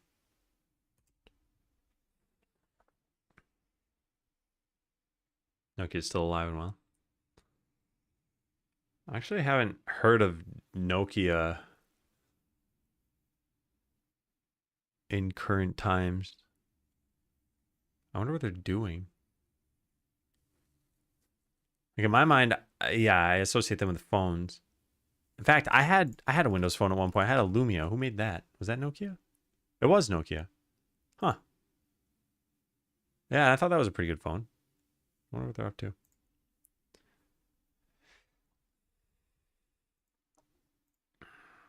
All right, so our run history should still exist. I don't think I've completed a run, so I guess this is going to test everything all at once. So we're going to just complete this in 5 seconds. 1, 2, 3, 4, 5. There. Okay, now we go to the title screen and we should see that it... No, this isn't working. Exception thrown. Connection refused. That's actually not why that's not working. There's a different reason. I don't know what's going on though. CM save.json. This should have run history in it, right? History? No. Where is this?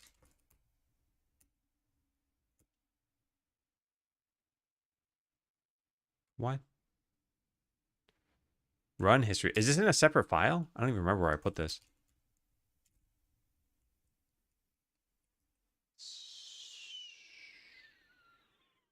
I don't see anything here. But did I make like CM runs or something? I did. I think this is failing. Oh, what's going on? Okay, what? Oh man. What tries saving here? As save file, save. Make a new one, add this thing. That should be fine. Is it because the metrics thing failed? Yeah, I can just go start a server for that. Tools, metrics, Python 3 server.py. Server. Metrics server password is not set. I think it's supposed to be Hunter 2. Export this equals Hunter 2. Okay, now let's try that. Hunter 2 is the local password, by the way. This is not the production password. Did it work? It did. Did this work? It didn't. Why isn't this saving? Maybe just the first scenario doesn't save? Does this save? I don't know how I broke this. Wow. Yeah, I don't know what I did. Invalid password. Oh, yeah, maybe that's the problem. I guess it's not Hunter 2. I don't know what the password is. I don't even know where to find the password.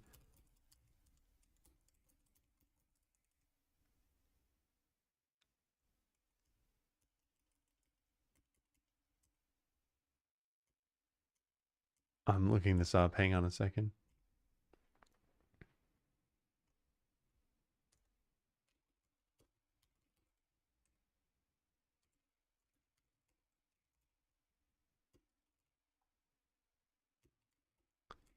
Huh. No, there's a metrics uploader. Yeah, this thing. What does this try passing in as a password? It's set in the project file, project.godot. Password. Oh, it's literally called set through release tool. Okay, so we need to do that. So export metrics server password equals set through release tool. Okay, now it should work. Is that what's causing this to fail though? Because this is not a good thing. Did that work now? It did. Yep, successfully uploaded metrics. And yet it did not save to the runs file. Interesting.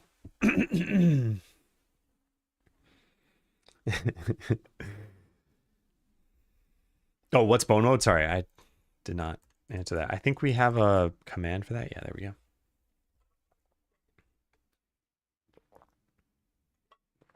Building out networks.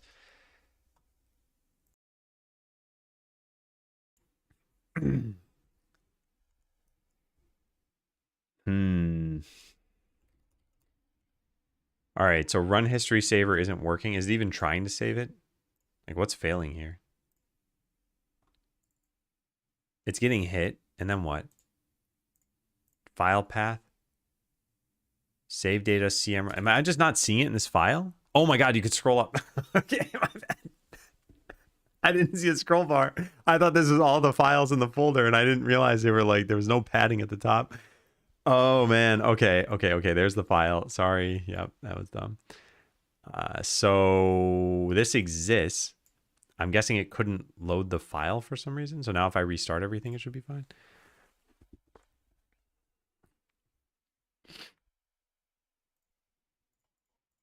No, it's not doing anything.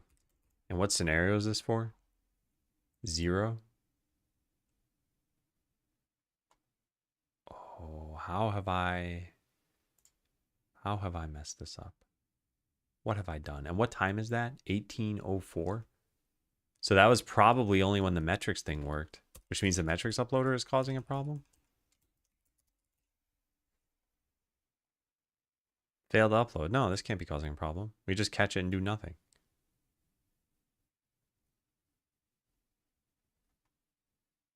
Huh. Okay, then let's go find out what happens when it tries loading this file.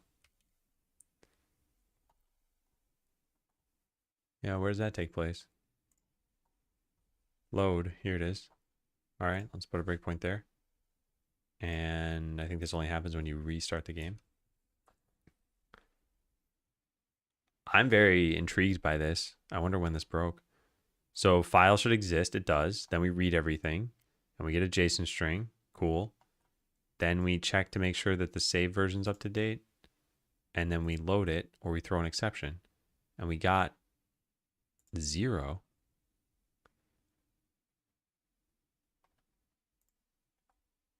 What? Is this because I made the set private? Oh man, if that's the case, which I think it is, then I just spend a lot of time doing nothing.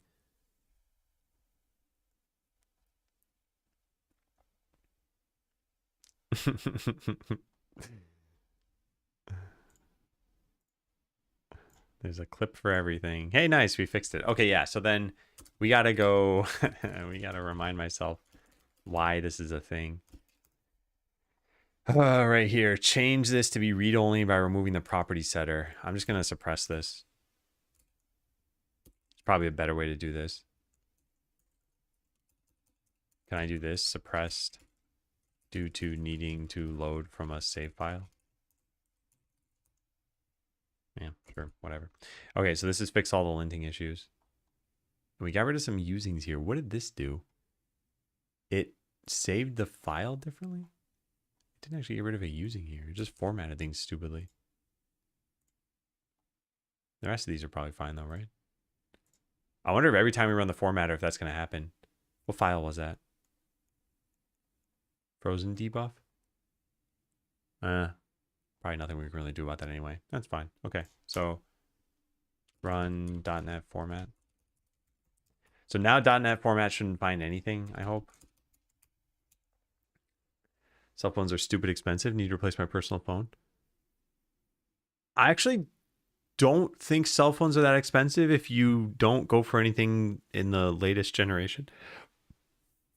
Like, I think there are $100 cell phones out there. Not to say that that's like super cheap, but in terms of cell phones, it's pretty good. Yeah, this fix white space formatting. I guess it's just going to keep fighting me on this. Frozen debuff. It's going to keep putting the curly braces here, I think. No, it's trying to put them on a new line. And then this thing doesn't like that. Replace with enter. But if I just hit save on this, it deletes it. All right. Well, I don't know what we're going to do about that. But for now, let's just check this in. Okay, so I think we're finally ready to merge this. Move Snowy to unused if we don't end up using it. Yeah, sure. Let's do that. Nothing is using snowy.tscn, is it? Nope. Okay, let's move it. Right click, move.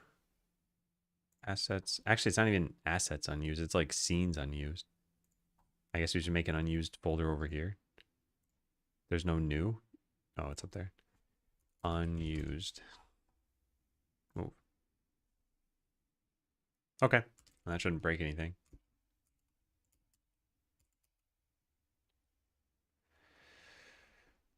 I think I should go back to a flip phone. I actually don't think it's a bad idea. There's a new market or a new product out there that is a phone that is not intended to really be a smartphone. And typically they have functions on it like a clock, an alarm, maybe a calendar, and maybe like an e-reader. In fact, if you look up e-ink phone, I think this now exists as like maybe this. I'm not sure if this is what I've seen before. They don't have a picture at the top. Maybe it's just being ad blocked. Oh, this is very different from what I've seen. But yeah, something like this where you can see there are apps on here, but it does not resemble what you're used to from a phone, and you can't install like Instagram or something on it. So it's meant to be for people who want to cut down on the distractions in their lives. Compared to what is an argument to be had for cell phones? I've gotten years of use out of this original Pixel XL, and like you can buy a very reliable used vehicle. Yeah, well, also even just getting, I don't know what Pixel's up to now. I think it's up to 9 or 10. But let's say you got like a Pixel 6a. I guess the problem with that is you need it to be in the support window. But anyway, I guess the iPhones maybe, like you can maybe get a cheaper, older iPhone.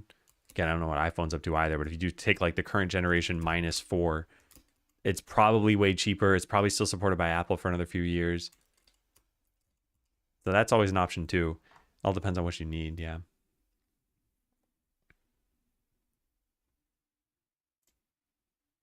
Scroll less proceeds to make you scroll down for any real page content. Okay, so move unused scene to unused folder. All right, now we are ready to merge this.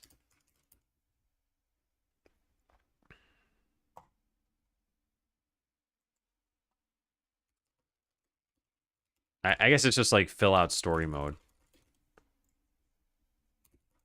There are a few somewhat large changes made here. Bosses can now appear on the battle map. The story mode data has been filled out and like semi-balanced. And I localized another bunch of strings in the code base. Hey, Sarah. All right, files changed 474. Yeah, a lot of this has to do with the localization changes. It's not to say that I didn't make a lot of changes here anyway. We also, every time you add in a sound effect, it's actually 2 files. So it's like this alone is probably 30 files. And yeah, a bunch of graphics. Every graphic is really 2 files. And then if we just go to a random code change like this, it's probably a string change. Well, this one's a UID change. I didn't mean to click that. Where'd the code go? What happened here? Did it collapse the source folder? Yeah, so we click some random thing over here. And yeah, we see a bunch of translate calls. Yeah, so a lot of this is just me having localized the code base, and I was just doing it in my branch, and I really shouldn't have. I'm not going to look over all this. I reviewed the individual commits, and we'll do a lot of play testing on this stuff. Oh, man. Yeah, a lot of changes in there, though. We're going to have to review these commits in terms of titles when we make patch notes at some point. But probably for the demo, the only patch note that's going to matter is we cut out half the demo. More than half. We probably cut out 75% of the demo. Not that we've done that yet, but we're going to have to. All right, confirm, squash, and merge. And that makes it so that this document is pretty much done. I also have make sure Weblate got auto-updated with the new translations. I made a bunch of changes in the branch while off stream. How do I... This doesn't even come from that, right? If I go to weblate.scalaseller.com, what do we have over here? I should have a bunch of strings. How would we check this? Why is the demo getting cut in half? So right now, the demo has a median playtime of exactly 2 hours. And that's too generous. So we'll trim it to, I think, 30 minutes maybe. And that way people actually want to buy the game instead of just being like, well, I played for 2 hours. That was fun. I'm done now.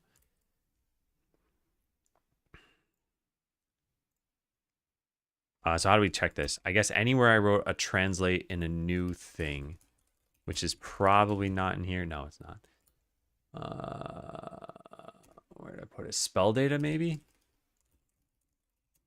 Translate. Yeah, like shopping spree. If we search for shopping spree, how do we do that? Can I do this? Shopping. Did that work? There's potency. That's not what I want, though. I don't think this got updated. Oh wait, there's another page. Okay, I've learned about scrolling down twice in the stream. Why don't they put that down there? Oh, because it's nearby strings? This is not how I'd expect the UI to work, but okay, whatever. And then what, does it say spells on it somewhere? Yeah, it does. Okay, yeah, I think we're fine. Wait, what? What is going on? I'm trying to press Command 2 to go to this tab, and Command is apparently like changing the formatting on this from 0 to 1, saying 1, 2, 3, 4, 5. Does that let me go to this with... No, what? What is the point of this feature? I'm so confused. If I click this and press Command, what happens? Yeah, it's weird. It's just doing this, which would make me think I could go to that by pressing Command 1 or something, but it's not doing that. Huh. Maybe it would if I were logged in or something. I don't know. All right, let's go back to that, and that's done now. Hey, Mad Sage. 2 hours does sound generous for a demo. Yeah, well, especially, I think how generous a demo is based on how much game time you expect to get out of the full launch. So if a game is 1,000 hours of gameplay, then I think 2 hours is fine. But yeah, Skeleton's not 1,000 hours of gameplay. All right, our to-do is all done. Everything has been done. Although this was partially due to cheating a bit.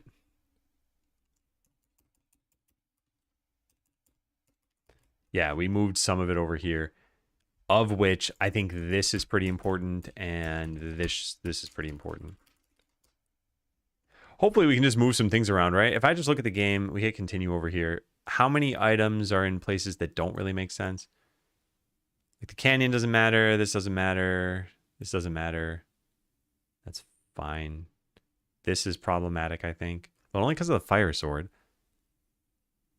And then everything else I made custom, right? Yeah. So it's really just the waterways where the items don't make sense. I think only the waterways is a problem. Hang on 1 second. Hang on 1 second.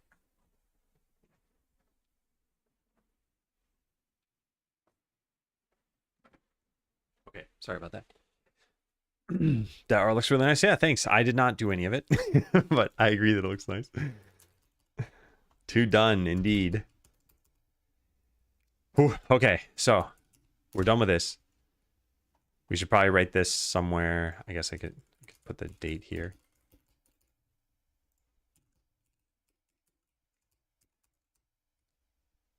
All right.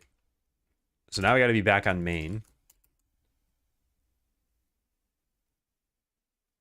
There we go. And I probably click this and this.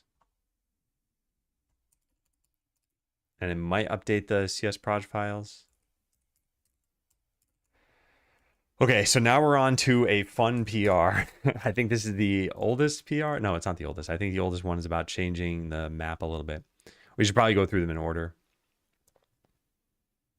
Which is this one first then.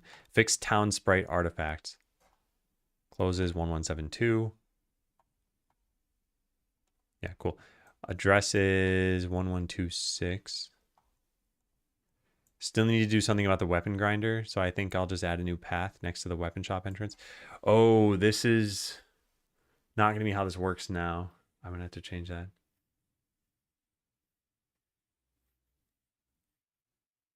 Yeah, oh man.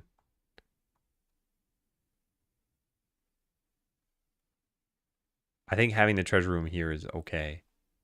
Only we need to change this again at some point. Add a new layer with tiles that seamlessly connects with a warehouse. Also has some grass. Intentionally placed inside the ground node to not make it extend the bounds that clear the environment.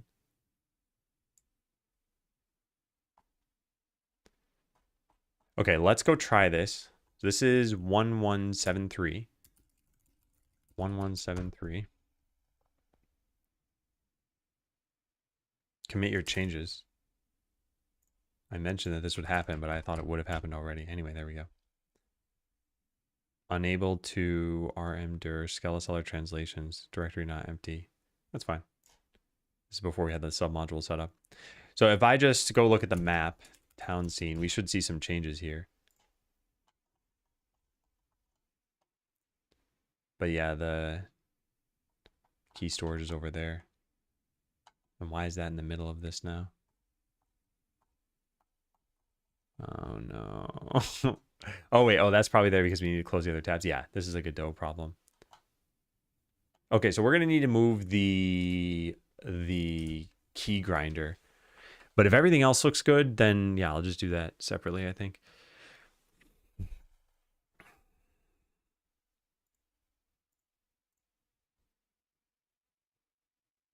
The town showing up in the middle or whatever, that Godot problem I mentioned. When you have multiple scene files open at once, for whatever reason, it just starts rendering other scenes on top of your current one. Yeah, I've seen that happen a lot. I don't know why that happens. All right, so if I build this, it fades in the treasure room. We don't have smoke for that. I should probably write that down.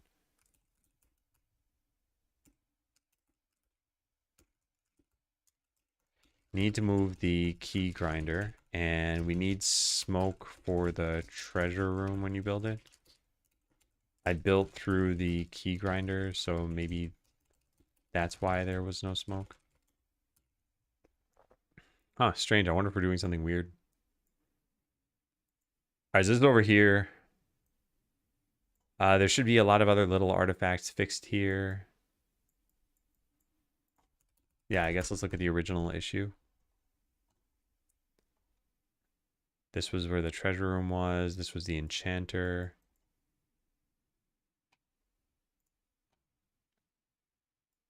Yeah, I think it's fine.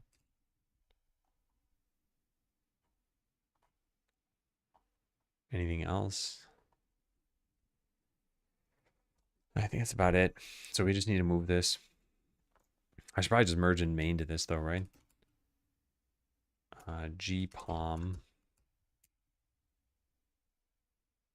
Successfully rebased. Okay, so this is probably going to break a whole lot. Let's load it through here.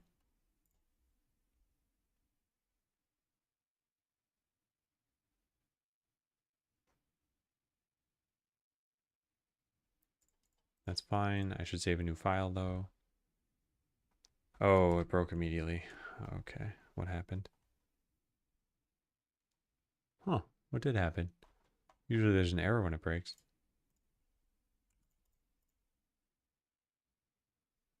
Maybe it's because I need to reload this whole thing? Every once in a while, I think this is insufficient too. Oh, wait. Oh. There's no error because I loaded through Godot and there were errors in Godot. Okay, my bad. I will just run this again.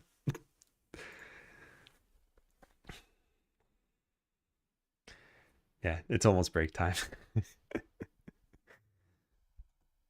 Okay, now it's launching. Although I think it did already and I just couldn't do this. No, it's working here too. All right, so if I click build on here, I think it's going to put it on the other side of the... No, it actually worked. And there's smoke everywhere. So both of those things are fixed then? I believe so, but I believe he also mentioned that there was a path over here. Did that change the map? I don't think it did. I'll take a picture before, so that's a before picture. And here is the after picture. No, yeah, it didn't change anything. Hey, Intricist. Welcome in. Okay, so let's also try putting some treasure chests in here. Let's just get a ton of money. Click this. So now we have all the stands. We should also max this out. Done. Let's save and load so that the signs go away. Let's fill this with treasure. And then...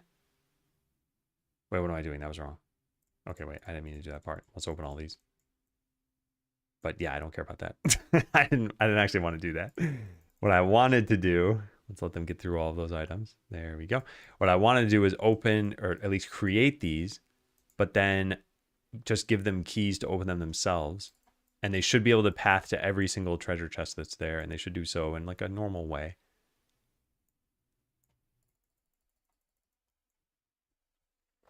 Just looking for any weird paths that they're taking. Oh yeah, they're walking up and around. Is that normal? I guess it's fine.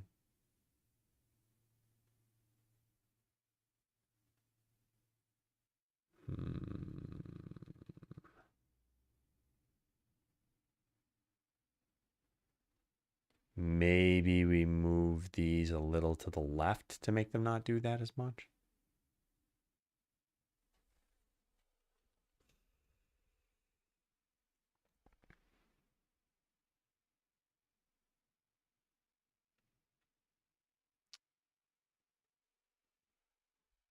I don't know. It's just that chest to the upper right that I think is potentially a problem.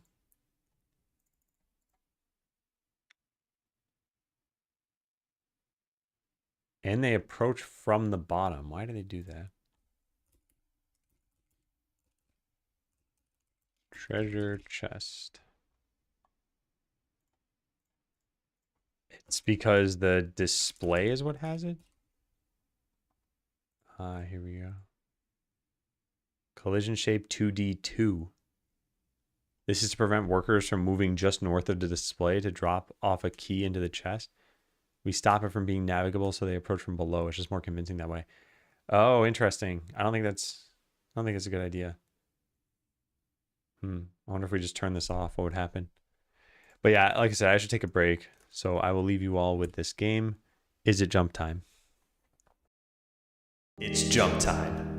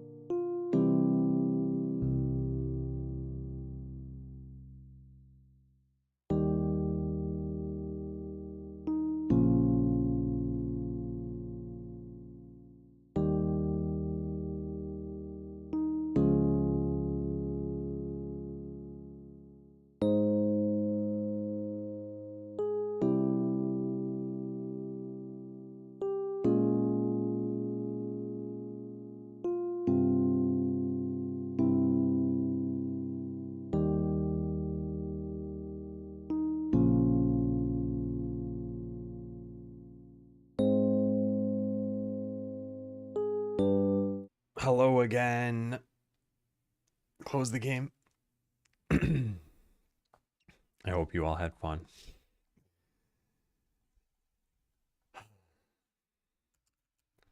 Played first 30 seconds blind. Wow. Did I make it? And if yes, would you make it in? Yeah, I made it, and there's the code. It was Godot and I don't remember if it was C#. I think it was C#. Yeah, C#. Yeah. Needed this victory. Like to thank my kid who's not using VLC.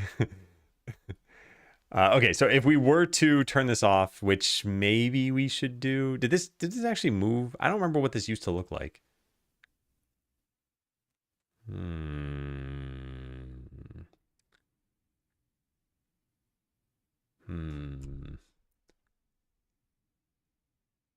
I should probably test to see what it used to look like. Let's take a picture. This is the PR branch. So I'm going to write PR over here. And then we stash everything. Git stash. No, I don't have any changes. What am I doing? I don't want to do this. I don't want to do this. I want to rerun what I used to have. I could switch to main. I could also like, I guess I could rebase the branch we're on. All right, let's do git push force. And then switch back to main. And then rerun this, which I might need to reload to get it to work. This is a new shirt? Yeah, it's a new shirt. I ironed it right before streaming, but I needed to iron it for longer. I just didn't have a lot of time. What do you usually do on those short breaks? Just walk away?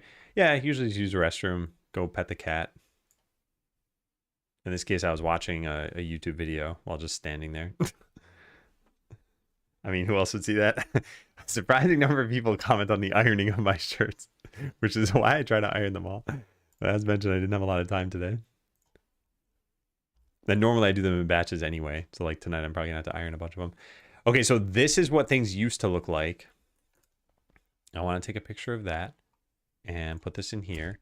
And I don't think the relative location of keys and chests moved all that much. The PR has them farther to the left. Is that correct? Yeah, it looks like that's correct. But in terms of height, I think they're the same. Yeah. There's like roughly, this is like right on top of, yeah, if I just draw this, the bottom pixel of that lines up with the top pixel of the highlight. I'm guessing it's the same way over here. Bottom pixel of that lines up with the top pixel of the highlight. Yeah, so if this was a problem before, it's a problem now too. Surprised you haven't seen that before. Yeah, I think part of it is a lot of those kinds of games are like boring or overplayed sometimes. I try to take now 4 of those kinds of breaks per day, and I try to take a lunch break. So that means that the game is only played 4 times over about like a normal work day, which isn't too bad. It's a short enough game. It's easy enough to follow along with. There's another game that I made that I think is more interesting, but also, unfortunately, less fun for viewers to play. So I've shown this before, but okay, this is already muted. Yeah, this was a game where you connect in Minecraft over Twitch chat, and you are a sheep and you shoot TNT at other sheep. And the problem with this is it's a 3D game, so there's another dimension of difficulty for a chatter, and also that the stronger other players are, the less fun you'll probably have because you get knocked out in this game. At least in the other game that we played where you're just jumping up the screen, you've got about a minute where you can always see your character and still get to mess around. And then you'll get knocked out if you're not jumping high enough. Okay, so this is working fine. We got to go check out the PR again. And I should probably make this change afterward. We should probably get rid of or cut down on reload this thing, collision shape. How do we copy the name of this? There. Or cut down the size of that.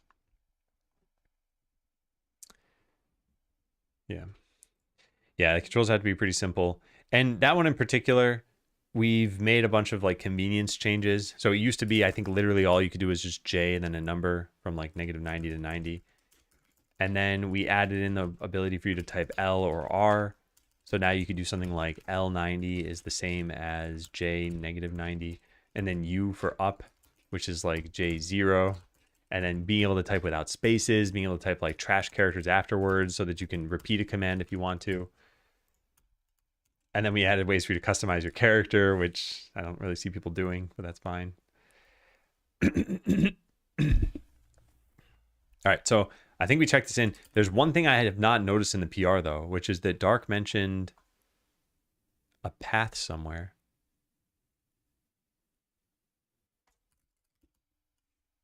I'll add a new path next to the weapon shop entrance that goes up to the weapon grinder if it won't collide with the enchanter. Oh, still need to do something. Okay, got it. Okay. Sorry for the long delay in getting to this. What you've done looks good. The key grinder is moving to the armor shop. So I think there is still some work to be done for this.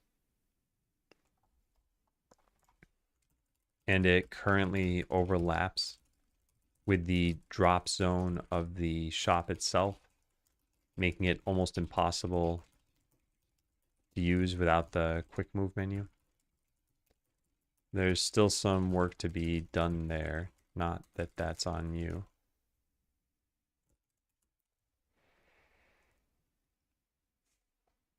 All right, I'm going to comment, but then I do want to look at the files. The files are probably not going to make any sense. It's going to be a whole lot of showing up. Yeah. But you can't really read through this. So I guess let's just ignore that one. But then this changed very slightly. What is this thing? Treasure room sign. It moved by 8 pixels. What? It moved 8 pixels to the right? How is it even possible?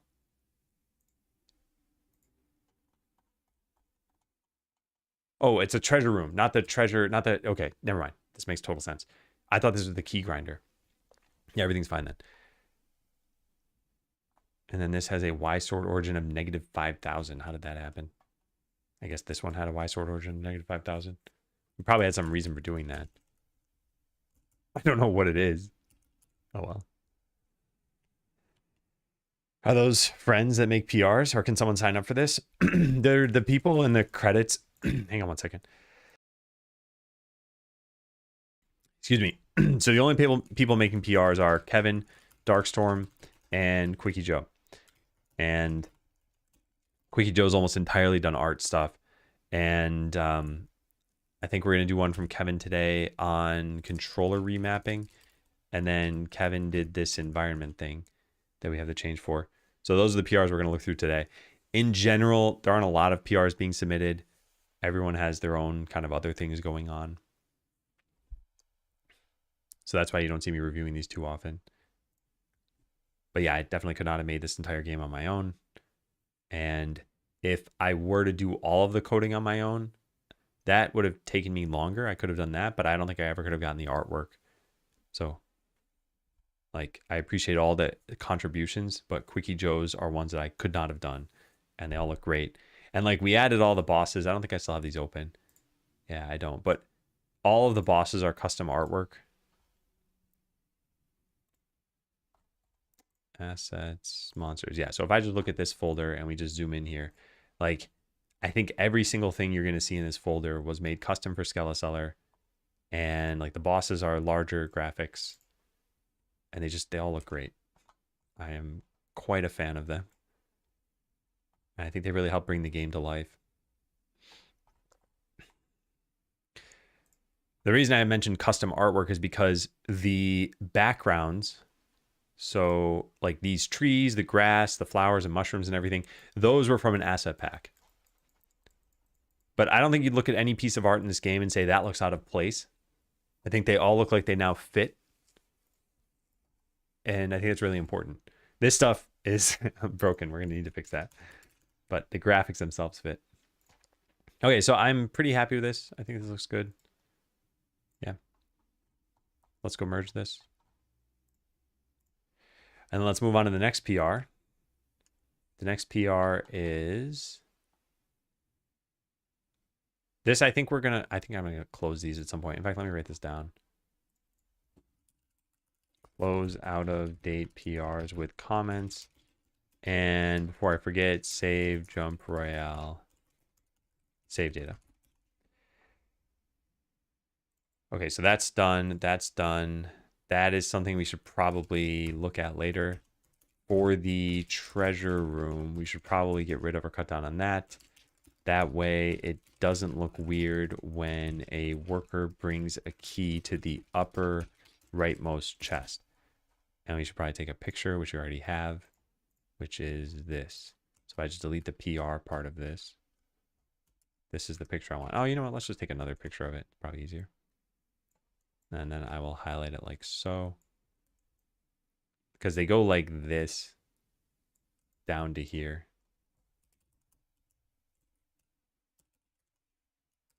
Okay. Now I want this down the list.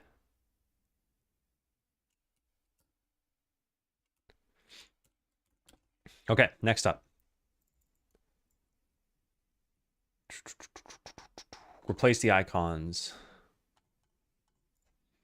All right, so I looked through these and I like the artwork. I think there are a couple of comments that I had on this. Icon changes. So let me think about this. There was crop value shows a coin when it should probably show a brain related icon. But other than that, I think everything was pretty much fine. And then this is also potentially concerning. All of these changed in size, but the size shouldn't matter, I think. So I got to figure out if this actually looks different. Before we move to another branch then, let's just take a picture of this maybe.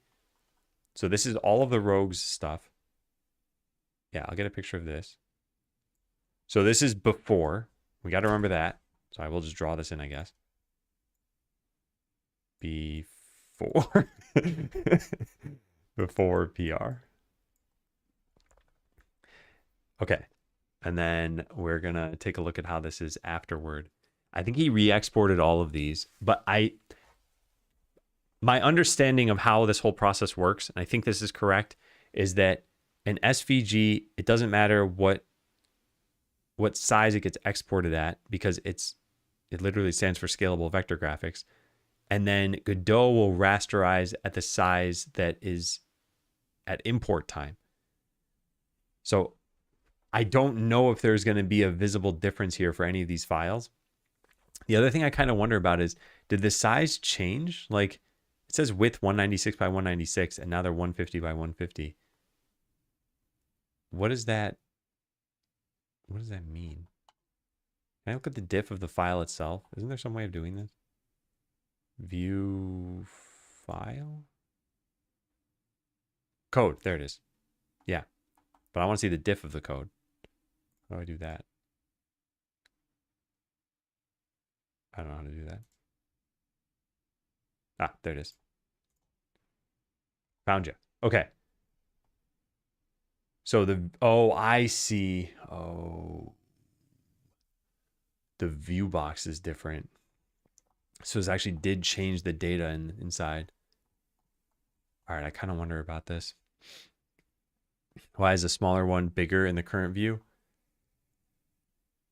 I think it's because of this view box.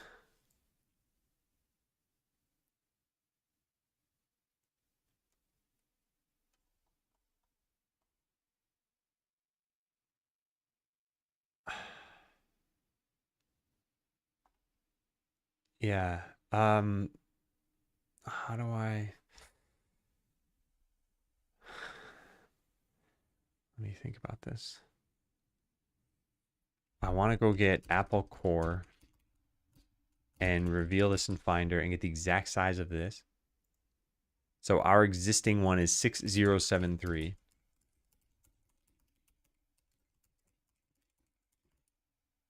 Before the PR. And then after the PR, I think view raw should tell us. That's not view raw. View file? Code?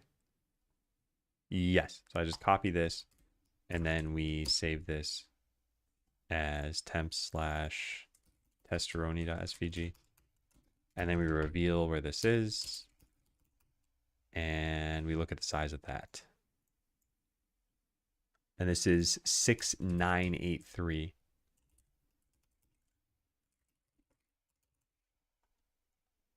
So there is a because I'm not going to like read these path characters, right? But the paths did change. Okay. Okay. All right. Anyway, we got to keep that in mind.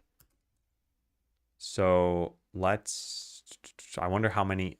I mean, if each of them expanded by 10% or something, it's not like it's the end of the world. And when they get rasterized, they're going to be stored in video memory as just sets of pixels anyway. So I think the starting size is almost meaningless. But yeah, now let's go take a look at this. So 1183, GHPR checkout 1183. And then let's merge in main.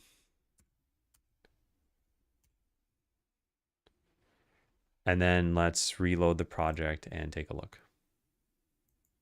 Reload from disk may be insufficient. So what we're going to do is close everything and just reload absolutely everything.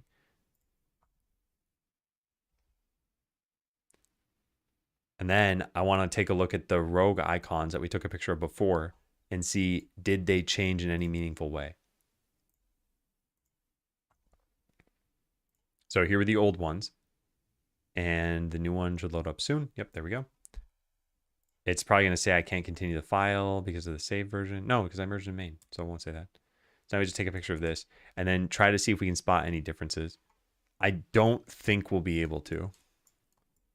How do you not have this be terrible? Okay, there we go. All right, let's try to get the same level of zooming here. It's not going to be possible. Unless I zoom in over here to try to match. Okay, that's pretty good, right?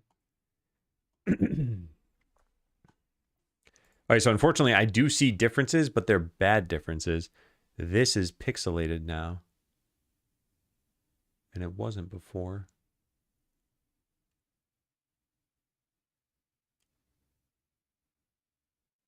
Yeah. Did anything other than code change here? So if we close out of ability icons, no, that's it. That's not good. But how would that happen? Oh, because, no, yeah, how would that happen?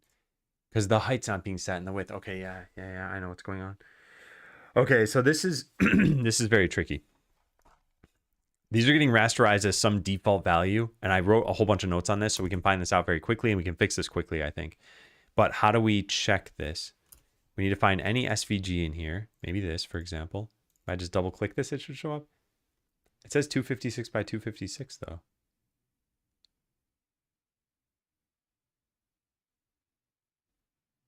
What? That can't be right. Let me load up Apple Core again, and let me put in the width and height tags. Width equals 196. Height equals 196. What am I missing here?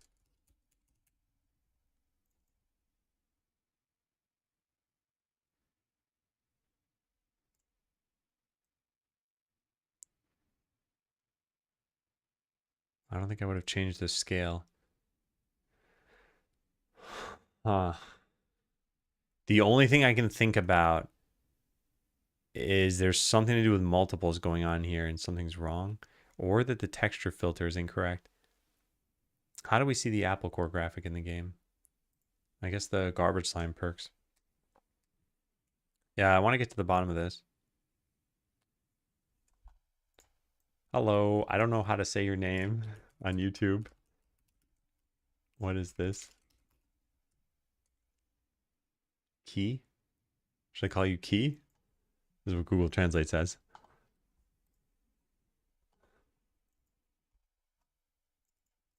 Anyway, let me know. And hi.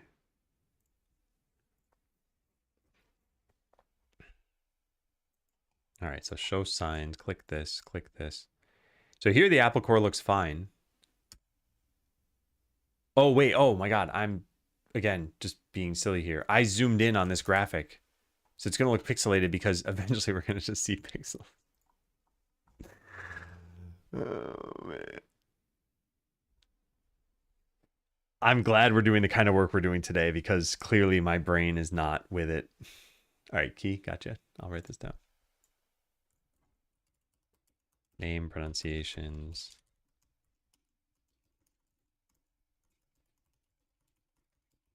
There's no way for me to search for this, so I guess I'll just have to keep this in mind myself. All right, so is there any difference between this graphic and the ones to the side of it? Because if there isn't, then I think I need to rasterize them all at the lower size. Yeah, I don't think there's any difference. Like you'll see the fuzziness on the lines here as we zoom in, but you should see the same fuzziness everywhere. So I know these aren't the same graphic. Oh, we could just make them the same graphic. And then we would have no problem. Yeah, so what is this graphic called, I wonder? That is Food Critic. Food Critic. And you have Slime Swallow. And Slime Swallow refers to slime-swallow. Who would have thought? Okay, so then we go do this. We go to Skeleseller, Assets, Icons, Ability Icons, I think. Nothing matching assets. Oh, Game. There we go. And then we find in here Apple Core and what's the other one called? Slime Swallow. Just want to make sure they're both here. Yeah, they are. And then let's do this. Let's copy Slime. What are we doing? We're deleting Slime Swallow. Yeah, so let's copy this to backup.svg and then copy Apple Core to Slime Swallow. And then here's the important part. We change this to be 256 by 256. And then click over here and click over here. Godot can rasterize SVGs. It can't render them as SVGs. So when you import, they get rasterized. And they're rasterized at this size that you see here. So this is 196 by 196. So if we were to change the width and height to, let's say, 2 by 2, you would see a blob. It will not scale up the way you would expect an SVG to scale up. I know you're using the GameIcons.net icons in your game. So you were probably like, oh man, there's a thing it could do. Oh wait, you didn't realize. Oh, you didn't realize that even they could rasterize it. Okay. Because I was going to say a lot of programs will, not Godot apparently, but will let you just say, here's the SVG and have it be infinite size whenever you want. But it's got to bind it to a texture on the GPU. And I guess that'd be very hard to do without rasterizing it. Yeah, I wrote a whole bunch of notes on this stuff, by the way, in case you're curious. Because this was not clear to me. Godot, SVG. Using SVGs. Yeah, here. SVGs are rasterized as soon as they're loaded into Godot, whether you're in the editor or running your game. Zooming in through the editor may make them look like they can scale, but that's a trick of the editor. Oh, wait, if that's possible, and that means there would have been a way for them to do this in the game, right? I didn't think about that. But I'm not going to explore that thought anymore so I don't get sidetracked. But yeah, I wrote down some other things here too that might be helpful. Anyway, so now what we're doing is we're going to go look, do we see any difference between the graphic on the left and the graphic on the right when we do this? Yeah, so can you tell if there's any difference between these two things? And we can zoom in infinitely. Any imperfections, quote unquote, you see on the left should be replicated on the right. But I actually do see there's a difference here, even just in this curve. This is smooth on the left, but it's not smooth on the right. But zoomed out, do you see that? Not really. Can anyone tell a difference between this curve over here on the upper left of the apple and this curve over here? No, I guess you can see it zoomed out too. Why does it look choppier on the right? I saved it 64 and 256. It might be tough to see, but some of the outlines get shifted around in the smaller one. Hey, Quickie Joe. Let me take a look at what you just mentioned here. Oh, wait. Oh, on Discord. Wait, no. Where did you put this? Art request page. Oh, I see.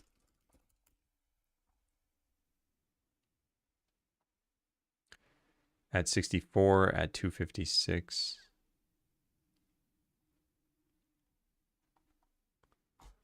If I zoom out a little bit here.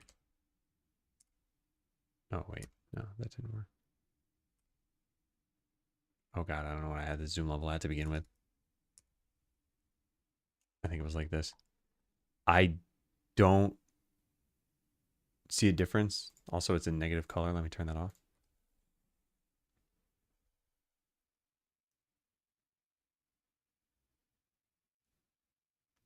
Yeah, I don't see a difference.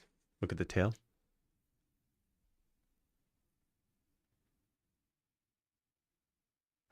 Wait, it looks like the line thickness changed on the back of the tail here.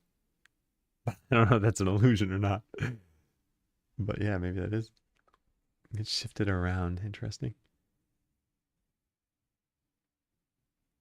Hey, dragon.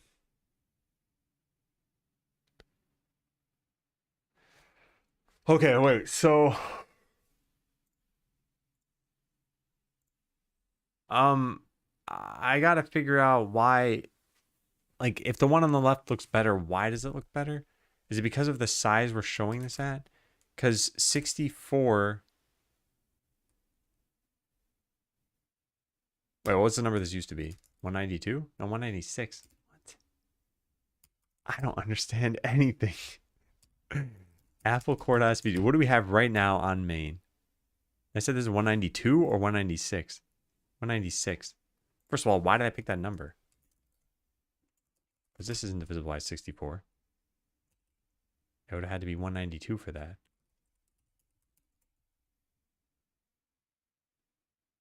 I am so perplexed by that. Okay, then I must have made the icons a certain size. Skill button. What is this size? 96 by 96. Okay, this makes no sense why I did this. Oh, man. I had a reason for that. I even probably wrote this down somewhere. I wonder if I just made a mistake when I was multiplying by 2. Oh, no. All right. Well, did I write about this somewhere else? Well, I guess I'll search for .md here. Is there anything here about icons? No. Downloading icons?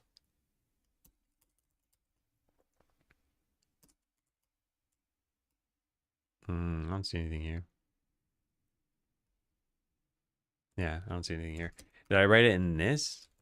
TODO UI? Width.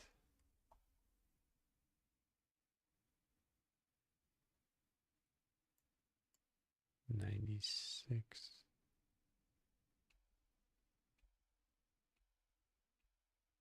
I don't know what I was thinking. Find if there's an explanation there. Yeah, I guess so, but I... Uh-oh. Uh-oh. Why is Quickie Joe in the blame right there?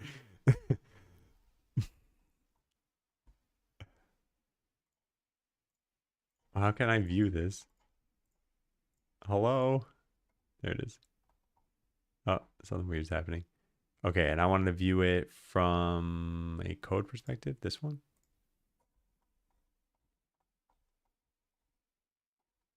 They changed from 128 to 196 then. Interesting. And this happened for all of them? When was this? 3 months ago? Test panels layout? I guess this is when we updated to using this new papery background. I think we changed the size of this and I just never noticed. And they used to be 128. Okay, so here's... what's that? What's that? Entire PR, they were 64 by 64. Quizio made them 128 by 128. I think it's a touch too big, but also the icons were never rasterized the right size.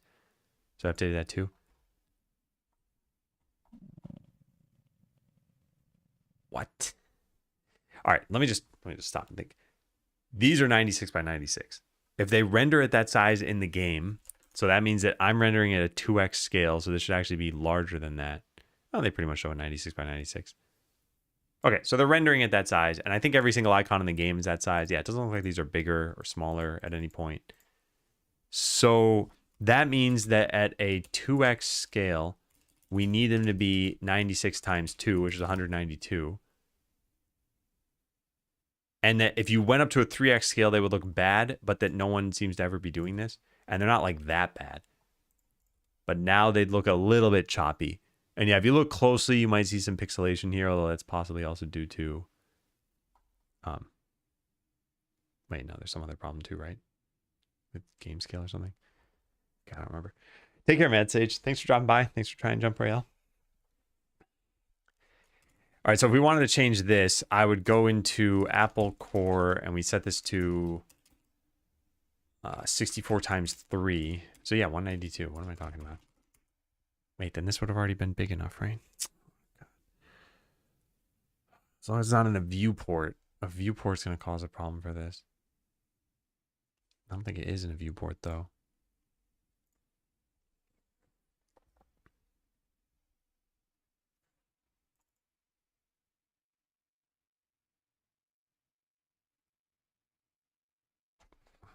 Wait a second. No, something else is going wrong here. Hold on. Okay, here's what would be interesting. Because I think what's happening with all of these things, excuse me, I'm not totally sure. I guess we could just check this. Can I just expand this infinitely? I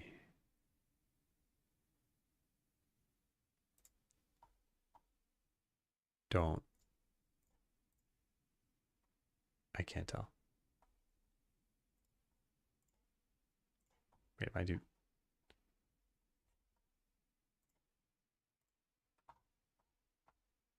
There's probably a way to be able to tell. How do I? Oh, this is so difficult. All right, so this is 26 by 26. Can't make this match. No matter what I set this to, it looks like it's scaling correctly, which means that Google Docs probably does render SVGs as SVGs and doesn't rasterize them.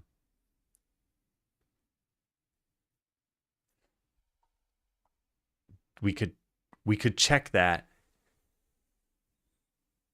but it'd be very hard to do. I need to export this, or I need to save this as a web page or something. Let me try that. Download web page. Okay, there. All right, this will let us know how they're rendering this, I think. They're JPEGs? Huh, I wonder why they look relatively crisp. But yeah, this would show us what they're saved as. Yeah, they're JPEGs. Yeah. Okay. So here's what I'm thinking.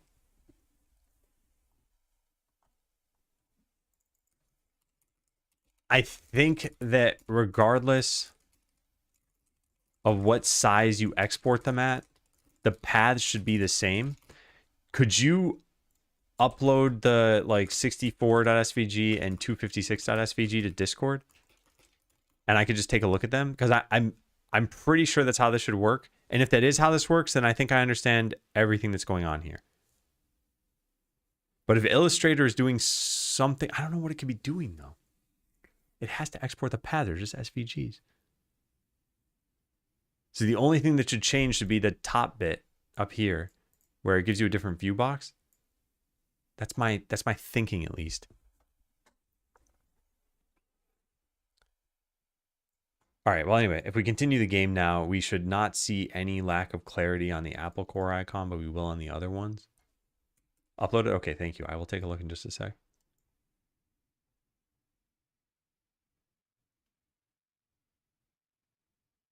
I'm using 2 different sizes. But yes, I think this is correct. And why do those look fine? What is it even called? Beast? Beast.svg, 256 by 256, which means it's getting rasterized at that size, which means it's bigger than what it needs to be by a factor of 4. So we could actually scale it to 4x here. Okay, let me take a look at the Discord messages. So yeah, Quickie Joe sent both these. I'm going to save them both. There is dog 64 and dog 256. And we're just going to load both these up into here.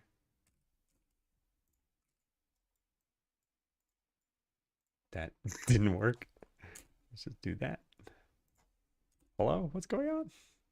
All right, downloads, dog, open. Okay, so I assume these are the same files except for the very top, the second line. I mean, so we compare this with, where's dog 256? There. They're not. Is it because when the view box changes, it puts, oh, so these are probably proportionally the same things?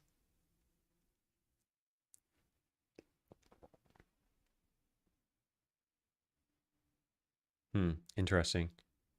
If what I think is correct here, that these would be proportionally the same, then it means exporting at a certain size would actually compress this because you wouldn't need as many floating point numbers. Like dog 64 is a smaller file. It's 8 kilobytes versus 9. But if it's all rendering just vectors in the end anyway, the size really shouldn't change. But it's because it causes the paths to change. But wait, can't I test this too? Can't I just change what I set the width and height to be so that these are essentially the same? I think I can. Oh, maybe. Oh man, there's so much that I have to like fill in the blanks here for. Yeah, like this looks fine and this looks fine. I know some little details are going to change.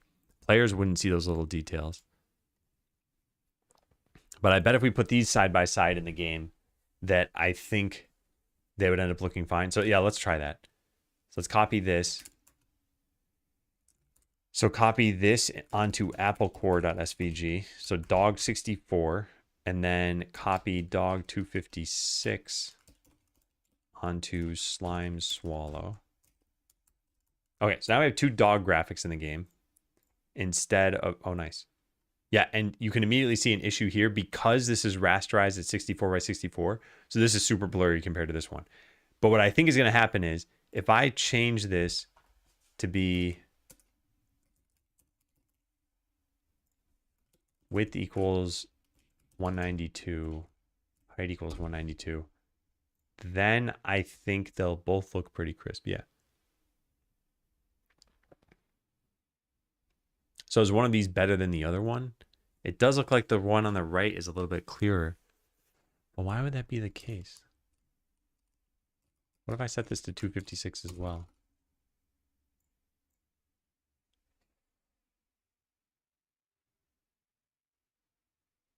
Okay, and what if we change the dog 256 width equals 192, height equals 192? If I do that.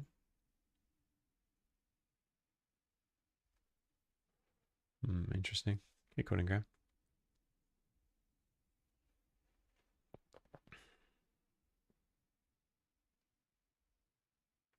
Okay, now this is super zoomed in. So what if we set this back to what I normally play at, which is...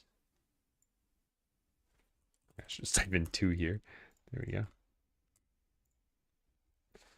At a glance, I still think the one on the right is better. Okay, so then here's what I think we can do. And I didn't realize this is how Illustrator worked. We can just use all the new graphics and just set their width and height to 192 in the SVG files. So yeah, that should be easy. Hey, Goose. Quickie Joe, thank you for humoring me on all this stuff. I appreciate this.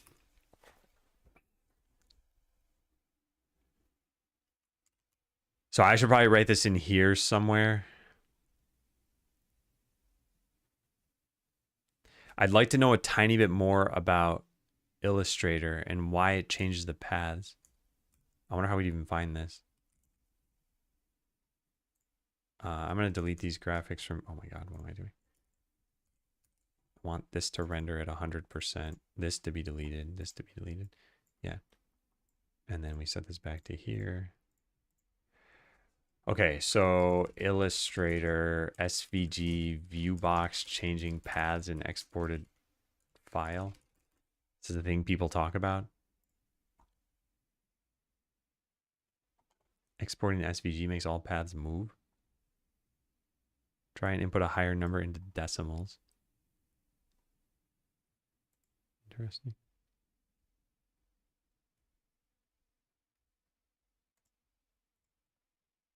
Oh, no, it's not causing issues. I just want to understand what's happening. So in my mind, like my current solution is just add like width equals 192 to each file. I can do that very easily. That's not going to be a problem. I just want to understand, why is Illustrator doing what it's doing here?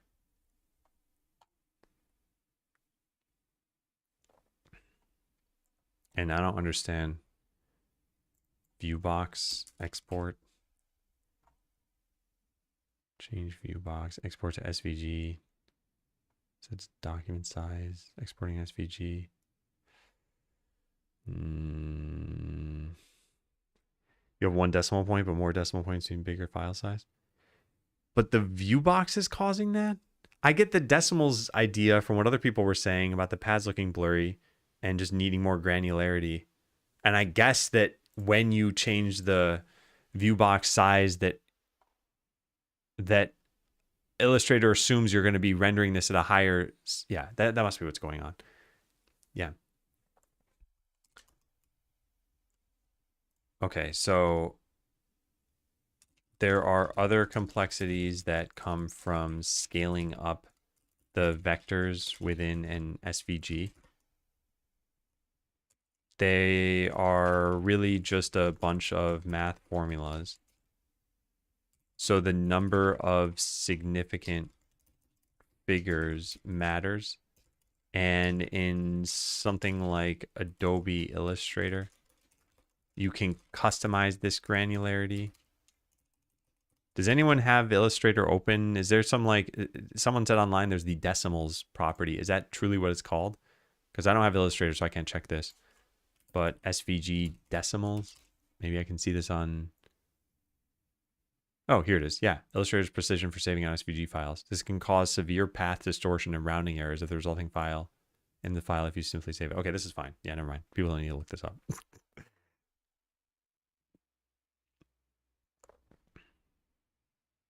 Yeah. Okay, so other complexities that come from scaling up the vectors within an SVG that have nothing to do with Godot.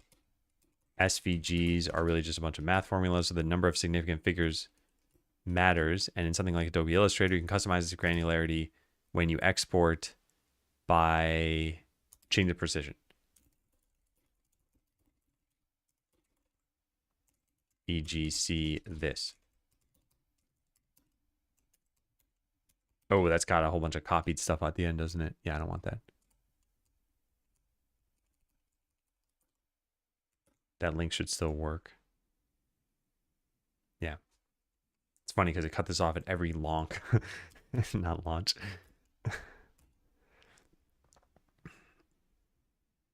Okay, so I believe Illustrator will even try to optimize this value for you based on the view box you export to. For example, exporting an SVG with a view box of 64 by 64 will use a lower precision than exporting with 256 by 256. Probably because Illustrator assumes you're going to render at 256 by 256 and need the extra granularity.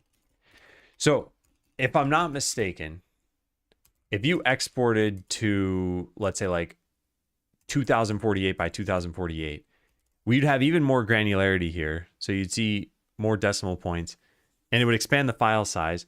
But when it comes to rasterizing this, it shouldn't change anything. It's just going to produce a slightly bigger file. So if that's the case, though, then why am I seeing... Maybe I'm not seeing artifacts. Okay.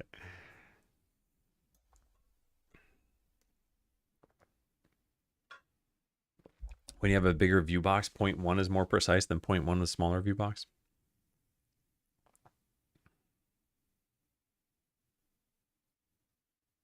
Yeah. So wait, the more decimal points wouldn't necessarily be the case. Why would the bigger SVG here in terms of view box also be bigger in terms of file size? Yeah. More. Yeah, I see. Yeah. Okay, so let me just take a look at this. 7853 9237. Yeah, they're off by like 1.5 kilobytes. Does this note make sense? I think it does. There are other complexities that come from scaling up the vectors within an SVG that have nothing to do with Godot. SVGs are really just a bunch of math formulas. So the number of significant figures matters. And in something like Adobe Illustrator, you can customize this granularity when you export. I believe Illustrator will even try to optimize this value for you based on the view box size you export to.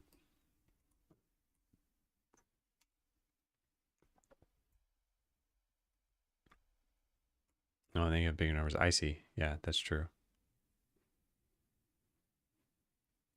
Interesting. So we actually don't. All right. I think I just wrote down the slightly wrong reason for this.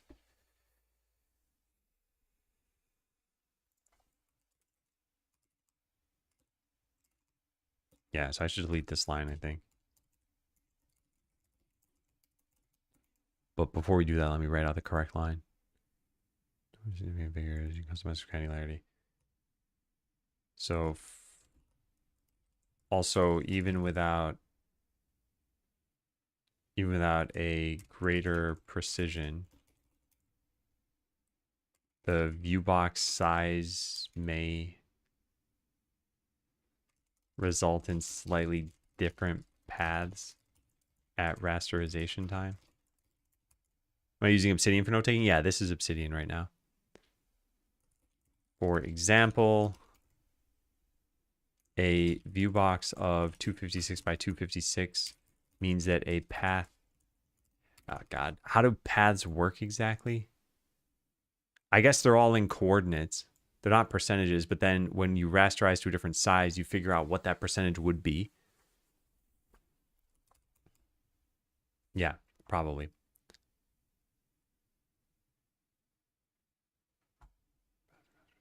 Yeah. And a path of like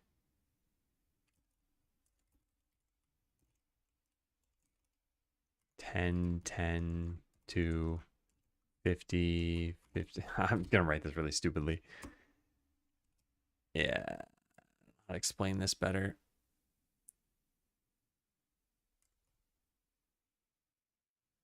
Yeah, I'll just say I believe this is because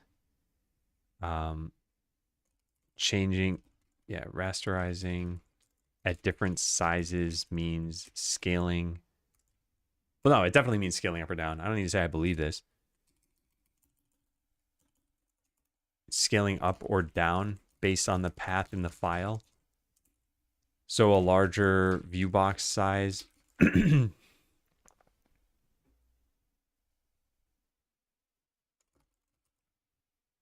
it's just so hard to explain. It's like we can use whole numbers and get the same percentages, whereas at small numbers you can't.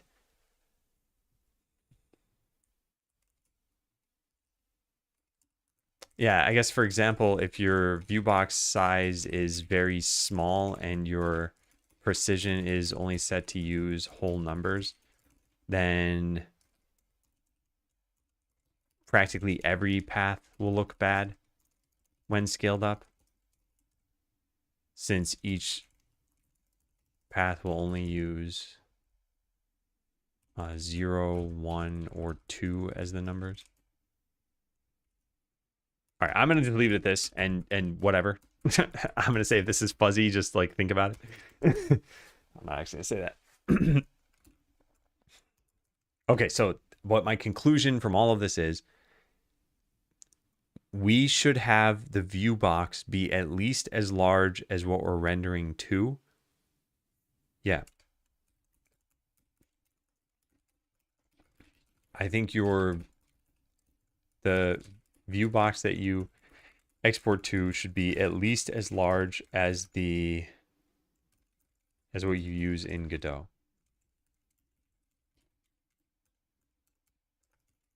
If your icons are 64 by 64, then make sure your view box is at least 64 by 64. And view box is technically capitalized like this. So let's do that everywhere.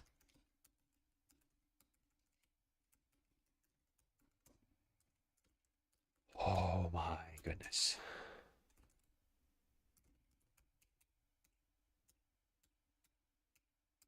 Great.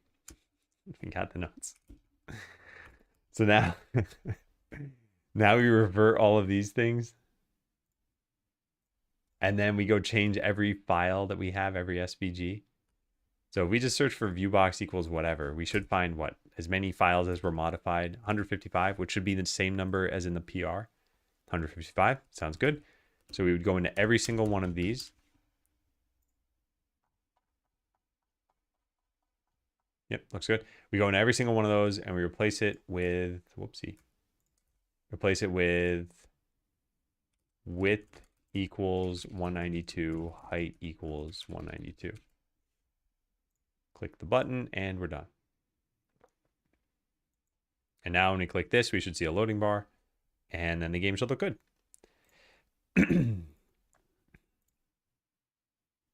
Oh man, new icons. Amazing. Yeah, everything looks good.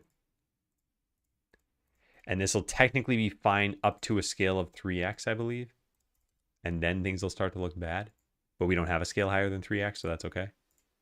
They look a little pixelated now.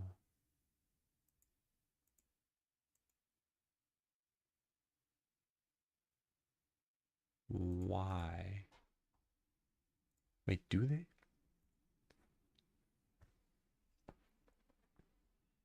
I mean, like, these ones look really smooth. And this should be the same graphic as this one. Maybe the lack of contrast on these makes them look smoother. Because if you just look at this graphic and this graphic, they are the same graphic, but this looks choppier on the side. Is it actually choppier on the side? Here it's a pretty smooth slant. And yeah, here it's pixelated. How is that possible?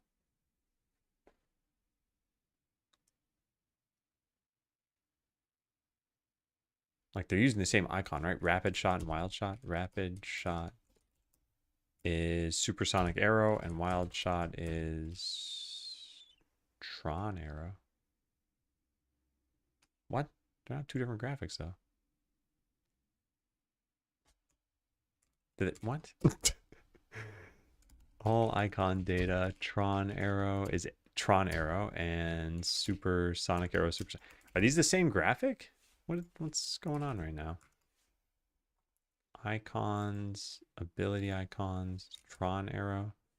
Tron arrow looks like that. Supersonic arrow looks like that. Are they the same thing? Tron, supersonic.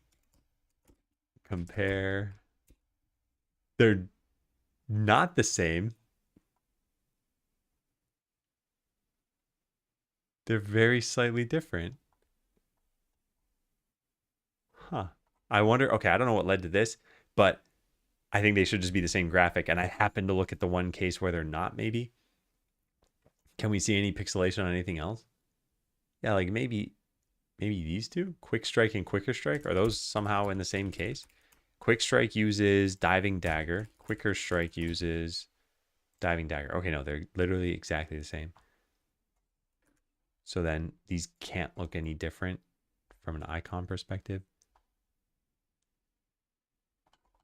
But they might from a Godot usage perspective.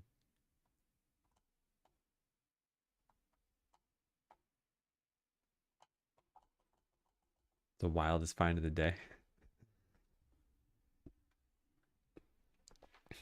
Well, Tron is in the name because we got these from GameIcons.net originally. So if you search for Tron arrow in here, okay, hold on. That went through like a whole bunch of different filters. What happened to GameIcons.net and why is that going through like a million redirects? Okay, I might have typed the wrong URL. But anyway, if you search for Tron here, this was the icon we originally had. And when we replaced the icons, we just changed their contents, but we kept the same file name. So Tron worked its way into our code base, even though we have no relevance to Tron. Hey, Reflex. Okay, but I still don't have an answer for why this looks a little choppier than this one. We're using the same buttons in the end, right? Can I could just look at the scene tree. I wonder if we can actually even just search for quick strike. Hey, look at that. We can. Quicker strike. Here it is. And what filter is this using? Texture filters inherit. If we set it to nearest, does this look any better or worse? Let's put it side by side. So there it is with nearest. Wait, did it not change? If I click linear, do we see a difference here? Weird. I don't see anything changing.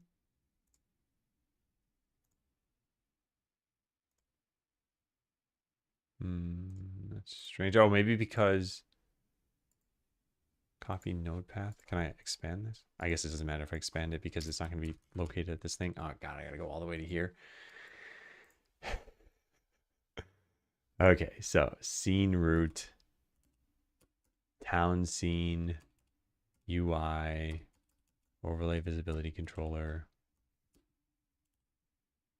panel, max size container, control tab container, adventures panel tab. Is it this one? I can't read this anymore. Nope, it is not. Here it is. Then it's VBox container, HBox container, skills. We're getting there. We're getting there. Margin, VBox, skill table, button, and quick strike, quicker strike should be in there. There it is. Okay, now I want to look at the icon, which is right there. And what is your texture filter? It's set to nearest. If I change this to linear, it's going to look bad, right? It actually looks better. Huh. And that makes sense. It looks better because it's not pixel art. Why was this ever set to nearest then? And are these not set to nearest? I'd love to see what these are, but it's going to be a little bit harder to find those. Oh, man. All right. Where would that be? Innate skills. Oh, right there. That's not that hard to find. All right. So what are you set to? Please tell me this is also linear. It would explain everything. It is inherit. And then this must be linear. Or something up the tree somewhere, which I'm never going to find. Yeah, I'm just never going to find it, am I? Texture filter is all I care about. Texture filter. So we just keep going up the innate skill tree until we find something that is not listed as inherit. And we see what it is. And if it's linear, then I know what's going on. Inherit, inherit, inherit, inherit. Oh, come on. Inherit, inherit, inherit.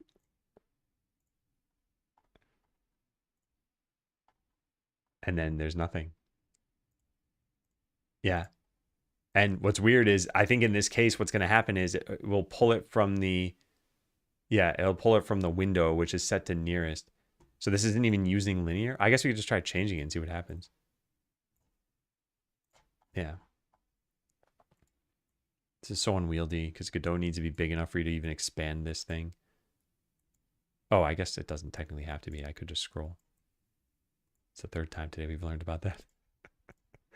All right, so here it is. And if I set this to nearest, yeah, it looks bad. So it is linear. But I have no explanation for why it's linear and why this one isn't. Oh, wait, innate skills is set to linear? Did I somehow not notice that? Or did I change that? Oh, God, I don't know what's going on anymore.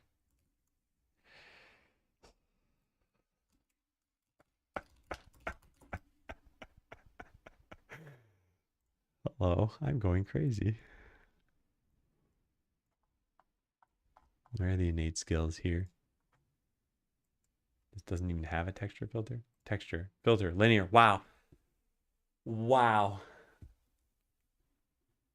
Oh, I'm going to go nuts.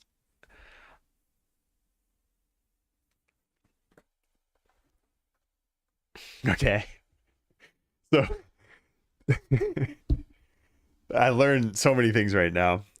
But the most recent one is that these icons were just using different styles and only one of them was correct. The ones at the top all look perfect because their texture filter was set correctly. Then these were set to nearest, but they were always set to nearest. I just never noticed anything wrong with them. So, okay, to explain a little bit about what's going on, nearest versus linear is how to scale a texture. So I can show this by doing something like, I think this. Yeah. So see this interpolation here? If I increase the size of this image by, let's say, 100%, so it goes up to 200%, and I hit scale, it's going to apply a scaling effect to all of this. And how we interpolate between like pixels that didn't exist in the source as we're scaling them up is what this algorithm is going to do. So we have cubic, linear, no halo, low halo, and none. None, I think, is like what nearest uses. This is what makes pixel art look good when you scale it up. So here, when we look at like this character, for example, we see blocky pixels being used. There's no aliasing between them. We don't see this trying to like blend with the environment or something. It's just like whatever was a pixel in the original art is now a pixel in the new art. It's just a larger block. So that's what the texture filter is. When we use nearest is when we want it on pixel art. And when we use it on linear, we generally want it on something like text, where it should not just look like pixels as you scale it up. So in short, that's what the texture filter is. And then what happens is we have a project-wide default. Since we're a pixel art game, we set it to nearest, which is like the pixel art filter, essentially, if you think about it that way. And then we override that where it makes sense. So if these icons had been pixel art, we wouldn't have needed to override it. But we override it for innate skills, and then that's it, not for anything else in here. And there's just no reason for that. I don't know why that was done. And it's so simple to fix too. We just change this to say texture is set to linear. Done. Maybe the 196 error was fixing this error somehow. I don't know. There are a lot of moving parts here. But I think that now everything should hopefully look good. And I could even set it to a scale of 3 and it should still look good. It is 3. Okay, so now we just look at the icons.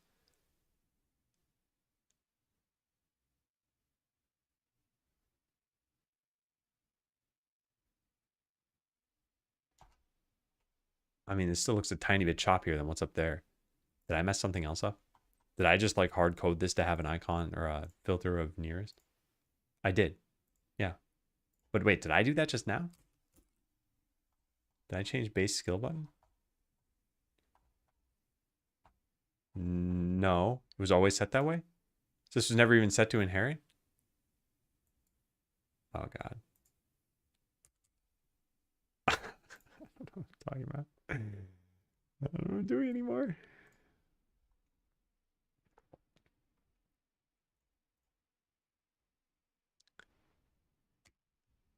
Ah, now it's smooth. Yeah, nice. So I did change this. So we had it hard coded to something bad. Now it's set to inherit. Oh boy. Okay, well, everything looks pretty smooth and nice, right? Yeah. It all does. It's crisp and clear. Wow.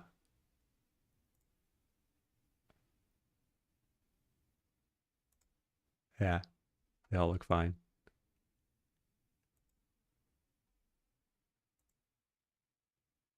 I don't see any oddities. I don't see any pixelation. And in terms of in-game memory use, VRAM at least, it should be identical because, oh, this has changed from the PR. I think we have, oh, in fact, it should be lower because I had it set to 196 before. So technically 196 times 196 minus 192 times 192, we're saving this amount. So 1500 bytes times 155 divided by 1,000. So we're saving 240 kilobytes of VRAM, which is not a lot, but it's still something. All by realizing I didn't multiply by 2 somewhere. Yeah.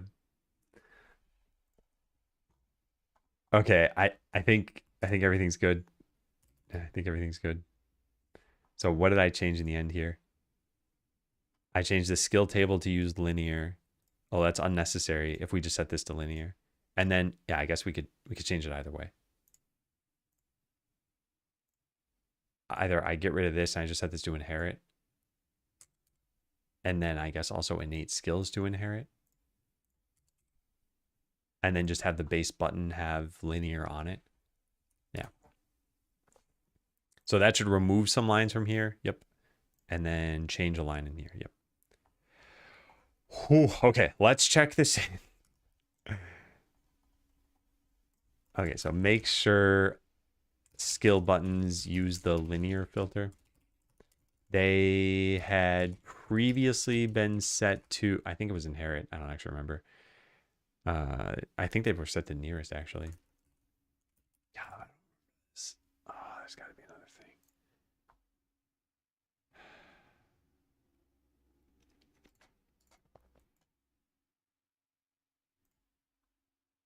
Nearest is 1.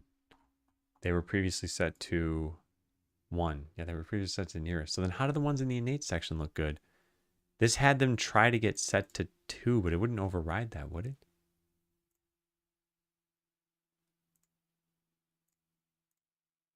I guess I'll just test it. Yeah, I'll just set this to nearest. And then we just go look at the game. And now the ones in the top should look bad. They do. So the parent overrides the children? Does the documentation say that? I mean, it just says this canvas item.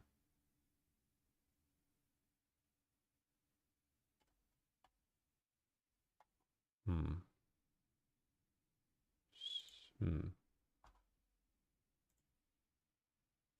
Okay, I guess we could test this in a different way then. We could set this back to inherit. But then what if we change this to be nearest? Should still look bad for all the icons now, right? Looks bad for these. Does not look bad for those. Is it because they're different buttons? That might be it. That's base skill button. There's also some other kind of skill button. Purchased adventure. It's adventurer. What's adventurer do? Adventurer has it set to... There's no difference here. Except for that these are created already. Okay, I think I know what's happening. I think if I restart this, I think there's like 8 different things going on right now, and it's just so hard to keep track of it. But I think now they're all going to look bad. No, they don't. Then yeah, I don't think I understand texture filter inheritance.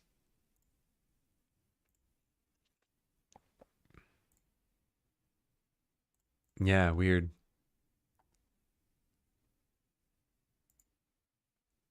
If I set this to linear, does everything look fine? Or inherit even? Huh. Nothing is fixing this top one now.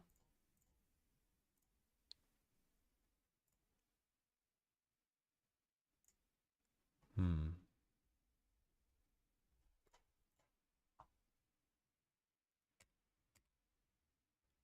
Yeah, it's still jagged.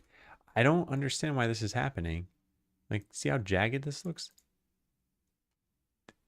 And the way that I fixed this when it was fixed was by setting the texture filter in here to linear, and then over here, I guess also to linear. And then it just looks fine. Yeah, now it's fine. The jagged stuff is gone. Now it's a smooth transition. Maybe code is updating this somehow? Base skill button. Do we ever set the texture filter through code? Script is what exactly? Skill button base filter. No, where do we set the filter anywhere? None of this is even code. CS : mouse filter, texture filter. Okay, so search for texture filter equals. We do it in battle panel. That's not the adventure thing though, right? Oh my god, if this was it, this would have driven me nuts. I don't think this is it. Can we zoom out at something? Can we zoom in at something else? Yeah, I don't think this has any impact on this. I don't have an explanation for this. I don't know why this is happening. I don't know. Yeah, I don't know why. Like, I don't know why this fixes things.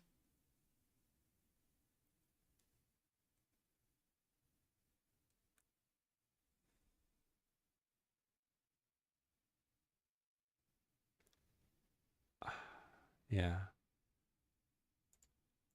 I mean, it does fix things, and maybe that's all we care about. Oh, or maybe, you know what it might be? Maybe because of how we instantiate skill buttons, that we make a new texture for them and then they get overridden. How do we do that? Base skill button. Yeah, base skill button.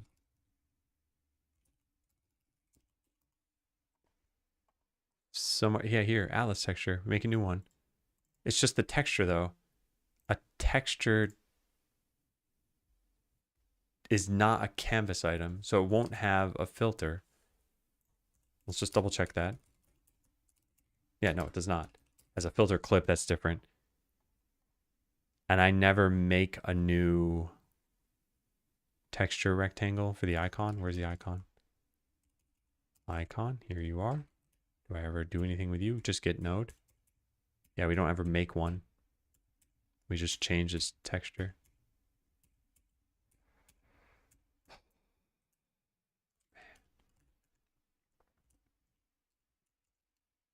And nothing changes any of this. So bizarre. Also, my chat just seems to have died. No, it did not die. It's the chatters who are dead. It like said welcome to the chat room and then there's no activity. I'm not trying to pull people out of lurking. I just didn't know something had broken. All right, so yeah, here's the problem, and I don't have an explanation for this. So we have a skill button scene, and in there, I set the filter to what it should be. It works except in the innate skills section, where I need to set it on the parent. The only explanations I could have for this are I'm changing something through code, or I have the filter set to inherit in the skill button scene. And I verified that neither one of these explanations is the case. And it's being applied in a weird way too. Let me try this one more time. I'm gonna set this to... Where did I override the other one? Innate skills, there it is. Yeah, I'm gonna set both of these to inherit. So they'll be set to linear, but that shouldn't matter because then I set this directly to, or they'll be set to linear. I'll set this one directly to linear. And then everything else is just inherit all the way up, right? Yeah. So now as far as code changes go, we have, I guess let's click the minus on these things. So the panel tab deleted a texture filter. That's the same as saying inherit. This changed a bunch of things that shouldn't matter. Just because I opened the scene.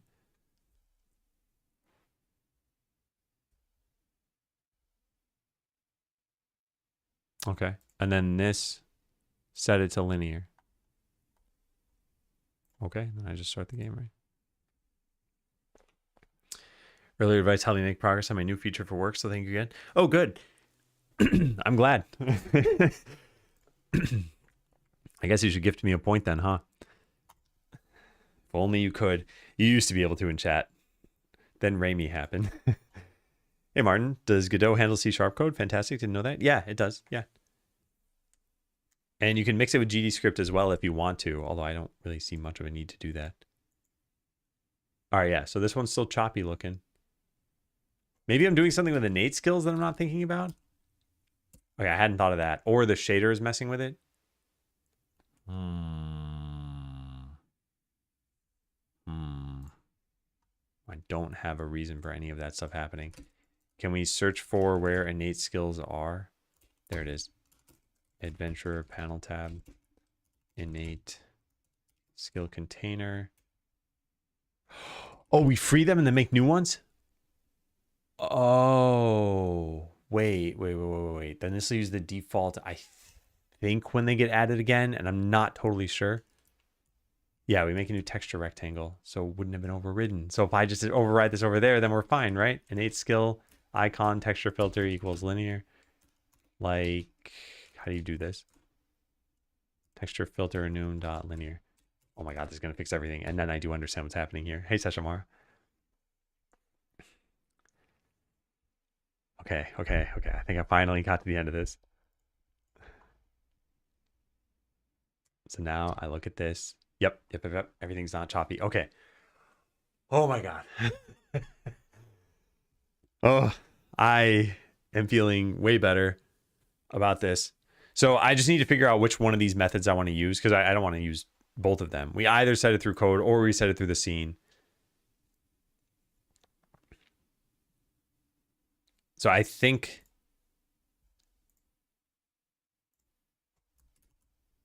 well, geez, now that I like figured out the problem, I don't really know what I want to do about it. Like I said, they're both very simple solutions. It's like one line of code or it's one line of change in the scene, and just which one seems like it's better for the future. So I guess I should write them down and think about it. Option 1 is that we set linear on the parents so that when a new thing is created with inherit, it'll get the right setting from the parent. And option 2 is we set linear at creation time so that the new thing knows how it should be rendered. I think I like this. Yeah, I think I like this. Okay, well, I'm glad I did that. So now we got to go undo whatever I did before this. That looks good. That looks good.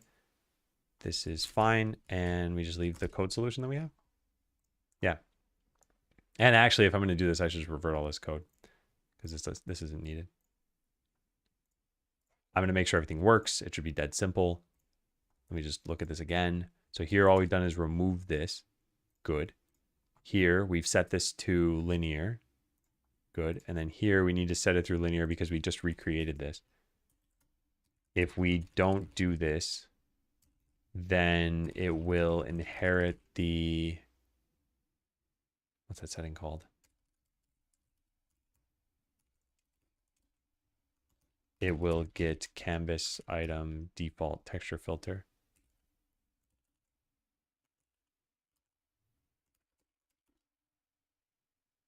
Yeah. Yeah, we'll go Deb.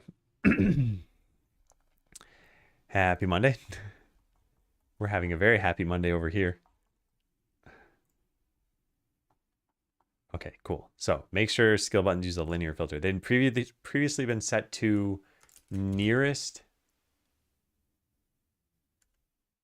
except for innate skills, which were properly linear. Now they're all linear, which means they should look crisp. Yeah, they should look crisp. That's it. Commit. And then this change is the same change 100. Uh-oh. It says 154. It should be 155. Uh-oh. Oh no. How do we find one of these that did not get updated somehow? Is there like a show last diff thing that I made? No.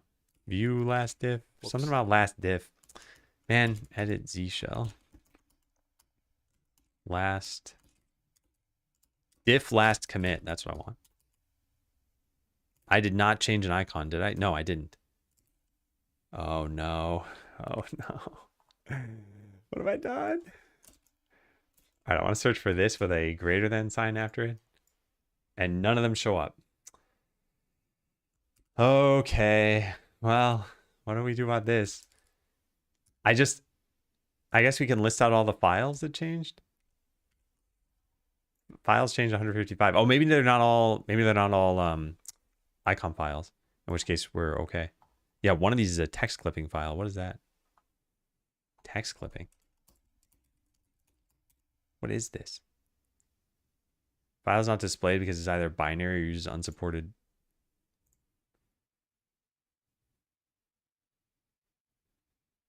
What? I don't know what this is. What's a text clipping file? File formed can conveniently be dragged to any text box. Is this an Illustrator thing by any chance? If it is, then it must have just been a mistake, and that's totally fine. I don't really care. I'm deleting this. Yeah, I'm deleting this. All right, so now we have 155 modified files. Yes, which now matches the 155 over here. Well, this can be checked in on its own. Remove unused file, sure. And then over here, it's going to be set width and height of each SVG. Okay, so they used to be 196 by 196, presumably because I didn't multiply 96 times 2 correctly. I'll just say maybe. By setting them to 192 by 192, they won't use the view box size of 256 by 256, which would be too much for any game scale supported right now. Icons are 64 by 64 and the max scale is 3. So 3 times 64, and yeah, I shouldn't say so, and 3 times 64 is 192. So icons should always look sharp. Now, if we didn't do that, they'd still look sharp, but we'd be using too much VRAM. And just to like fully close the loop, I guess, you know, let's just check this in. And then let's fully close the loop. All right, so there. And now we go look at something like Apple Core, and we set this to have no width and height explicitly. So now it's going to be 256 by 256, and it should look great. Yes. But if I add this back in, it will still look great. That doesn't prove anything. That proves something.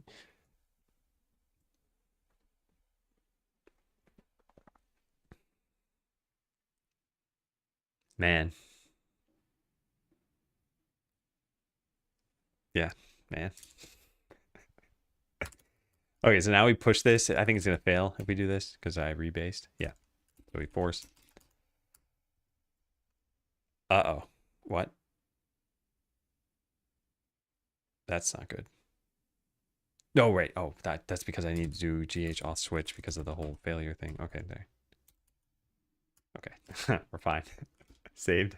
All right, so now there's one last little part to do, which is the fun part, which is to look and see if any icons need to be updated. Well, I say fun, but I guess we're just looking for new icons here. Okay, so this is Bountiful Harvest. That one looks fine. We're just looking for the ones that changed. And we can't do this programmatically because the paths all change no matter what. So like these use different paths, but they're the same graphic. So yeah, like this one changed. Different adventures limit. Yeah, looks good. Ooh, employee discount. Love it. Absolutely love it. I want to go look at that in the game. So we got to get the town hall. We got to upgrade it. Upgrade it again. And there's our employee discount. Skeleton with a bag of cash. Speaking of which, we should also have the new icons over here. Oh my God, look at that. Look at that cute slime. This is just great. Love it.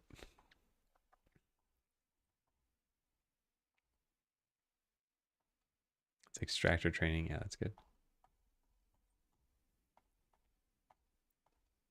Okay, here's another one. Flying Guild Supplies. I like it. I commented last time it looks kind of like the Grim Reaper, but I think it's okay. It's a cloak flying to the guild. Any others that change here? This one. Impulse buying. Impulse buying is now at the enchanter, I believe. Yeah, nice. Oh, and instant loot. Love it. Nice, nice, nice.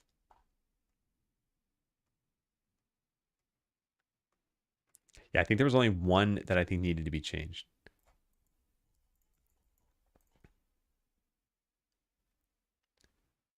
Yeah, this is good. Oh, what's that? Meta perks start with adventures. Oh, these are all on the, let me save. These are all on the, on this thing over here. I don't have any unlocked perks. But it's this one. I don't have any points. So I guess we need to run, wait a second. What's going on here? Why don't I have a save file? Huh. You figure out what's going on with the icons? Yeah, everything's fine now. I don't know if this is because I was pulling from a different branch and the save file got deleted. It probably is. Oh, and then yeah, CM runs doesn't get deleted. Oh wait, does it even have a version in it? CM runs. I don't have it open anymore. Where art thou? CM runs.json. Do you have a version in here? You do. Version 1. Okay. Interesting. Okay, so I have an explanation for why this happened too. All right, so we got to do this a bunch of times, or I got to modify the save file. I guess it's easier to modify the save file. So let's go do that. CM save.json. So somewhere here there should be a 2. Where are you? 2. Num perks unlocked. We set this to 13. And we set perk points to 150, I guess. I don't know, something like that. And then run this. And now we should be able to see the icons for every single perk that's there. And as I think I mentioned, I think there's only a problem with one, and it's very minor. And I'll probably put it in our request. Yeah, this looks good. This looks good. This one is a touch busy for what's happening. I wonder if we should just remove mushy from this one. I'll just comment on it, but it's not a necessity to change it.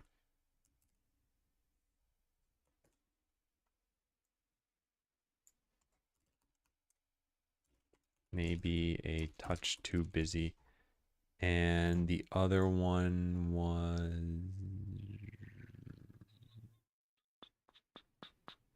this one, I think. Yeah. I think this crops are worth more sludge. So the icon should probably, the coin should probably be brains. But yeah, I think that was it. And let's look at these other ones in context now. So level up perk cost, love it. Oh wait, that technically also is a brain icon. Okay, hold on, I'll write this out. These are very minor though. And also if we never mention anything, I don't think people would know or care. So these don't technically have to change. Saying this is for level up perks, which cost sludge.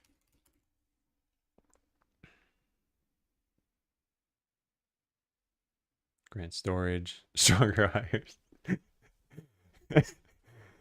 Oh man.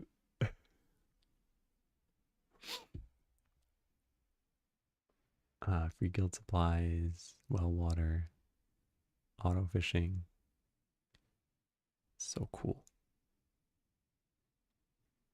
This is also awesome. Yeah. Love it.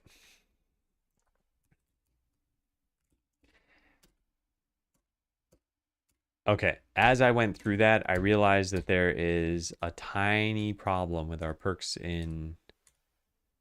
Wow, I have so many tabs open. With our perks in bone mode. So bone mode originally introduced many perks that weren't in story mode. And that's why they're unlockables. But I just later said, let's just put them in story mode. Have I done the implementation? Yeah, everything that you see an icon for is already implemented. So all of these exist in the game already. But yeah, they're unlocked because they originally weren't in story mode. And now they... No, not all of them are. Wait, in fact, none of those are. This one is, though. Yeah, I guess one of them is. I guess that's fine. So then I probably shouldn't put the other ones in story mode. In fact, maybe we just remove this from the list. I wrote it down here somewhere. Yeah, here. Update, which is the same day, but still, I don't know if we want these to be in story mode. It would be nice if they were bone mode exclusives, especially since they're considered to be unlocked perks there. And it would be weird to unlock something that you already had, that you already like played around with in story mode. All right, so I pushed this back. Now we can merge this. These look great. I have a couple of small edits that I want to have made, but I'll write about them in the art requests document. Yeah, this is my like number one goal for this week, is get to the point where, well, if it's my number one goal, we should just work on it this afternoon. So yeah, let's make sure our requests are solid this afternoon, because I don't want to hold Quickie Joe up. And then I want to get the localization story figured out so that we're not holding up any potential translators, which I guess comes down to two things. After extracting every string, I want to try some amount of machine translation. We need to make sure that these are marked as needing edits / confirmation. Okay. Hey, neural net. All right, so have I merged this? I don't know if I actually clicked the button. No, I did not. And I don't have any other changes, right? No.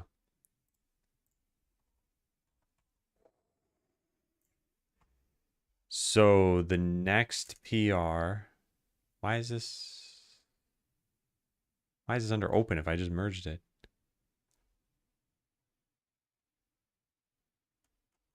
What? Why is this here? It's not open. Oh, okay. That went away. Yeah, so customizing keybinds would be the next thing that we look at. Oh, I think lunch is the next thing I look at. But yeah, Kevin made a thing that lets you customize. Lets you customize the keyboard shortcuts for the game.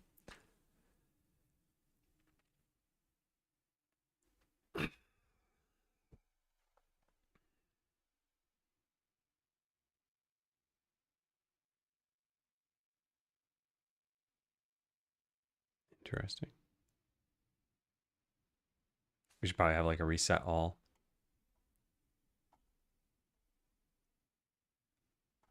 I think there's going to be a lot to review here. And I don't think this is the most important thing, so I think we should hold off on that until later. Look at Kevin's PR.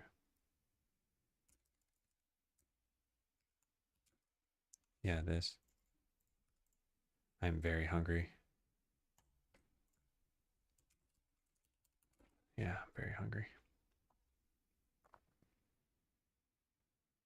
Okay, so the two main things in the afternoon then are going to be settle art requests and prune the demo.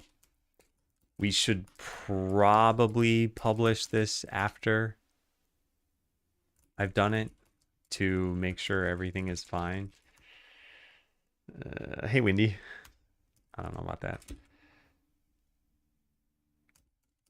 All right, so what did we do this morning? God, it feels like I've been streaming for the last year. It's been 3 hours. What did I do? Like merged all the PRs, I guess. Finished some of the remaining reusing locations tasks and then merged PRs. Struggled with icon clarity for a while. SVG's rage face. Oh, hey Dangry Games, how's it going? It's going really well. This morning was a whole bunch of like really particular problems that came up. So we've had icons in the game for a very long time, and it turns out that these set of icons, the ones in innate skills, we're using a slightly different filter from these icons down here, and that for whatever reason I just never noticed, or it wasn't noticeable at all. I don't know what.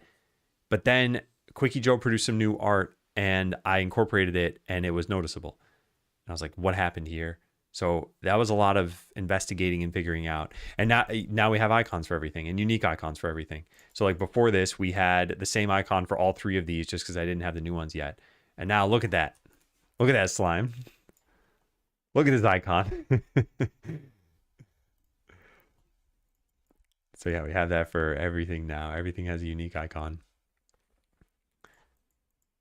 Yeah, and then I think all the old buildings, we didn't add new perks to them, so they should all just be what they used to be. And same thing over here too, I guess. But for the enchanter, we got new graphics for this stuff. I really like these. And yeah, it's all looking good. How did I generate those? Quickie Joe drew these. He used Adobe Illustrator. So I think that's what you're asking about, maybe. But yeah, these are not like machine generated or something. The smoke looks sick. Will you make them uniform? What do you mean by uniform? Because I think the style matches in all of these. And even things like line weight, at least when this has more details than the other ones, for example. But yeah, I think they're all pretty good. I think the only thing that stands out is when there's a skeleton involved, he does tend to draw in the details a little bit more. So there's the line weight gets a little bit thinner, but otherwise, yeah, I think it looks cohesive to me at least. The filters? I still am not totally sure what you mean. Do you mean this versus this down here? Because these are innate and you can't put points in, which is why they're darker or like more monochrome, I guess. And these you can put points in, so you should know that you can click them. They should even be more obvious that you can click them. Because a lot of people look at this and then they click the plus button down here. But actually you can just click the icon or right click to remove points. But yeah, if you're talking about something else with the filters, I'm not sure what you mean exactly. So I'd be happy to answer if you clarify. But yeah, so it is 12:08. I am incredibly hungry. I'm gonna go get some lunch. I'll be back after about an hour. And I'm going to try not to overwork. I mentioned that my wife is traveling right now, so I don't really have any like obligations outside of streaming other than some social plans and the cat, of course. So like the cat's going to stop me from streaming in about 3.5 hours. So we'll probably stream for another like 2 when I come back, 2.5, something like that. And the biggest thing we'll work on in the afternoon is pruning the demo. So for now, thank you all for watching. I hope to see you again in the afternoon. And take care.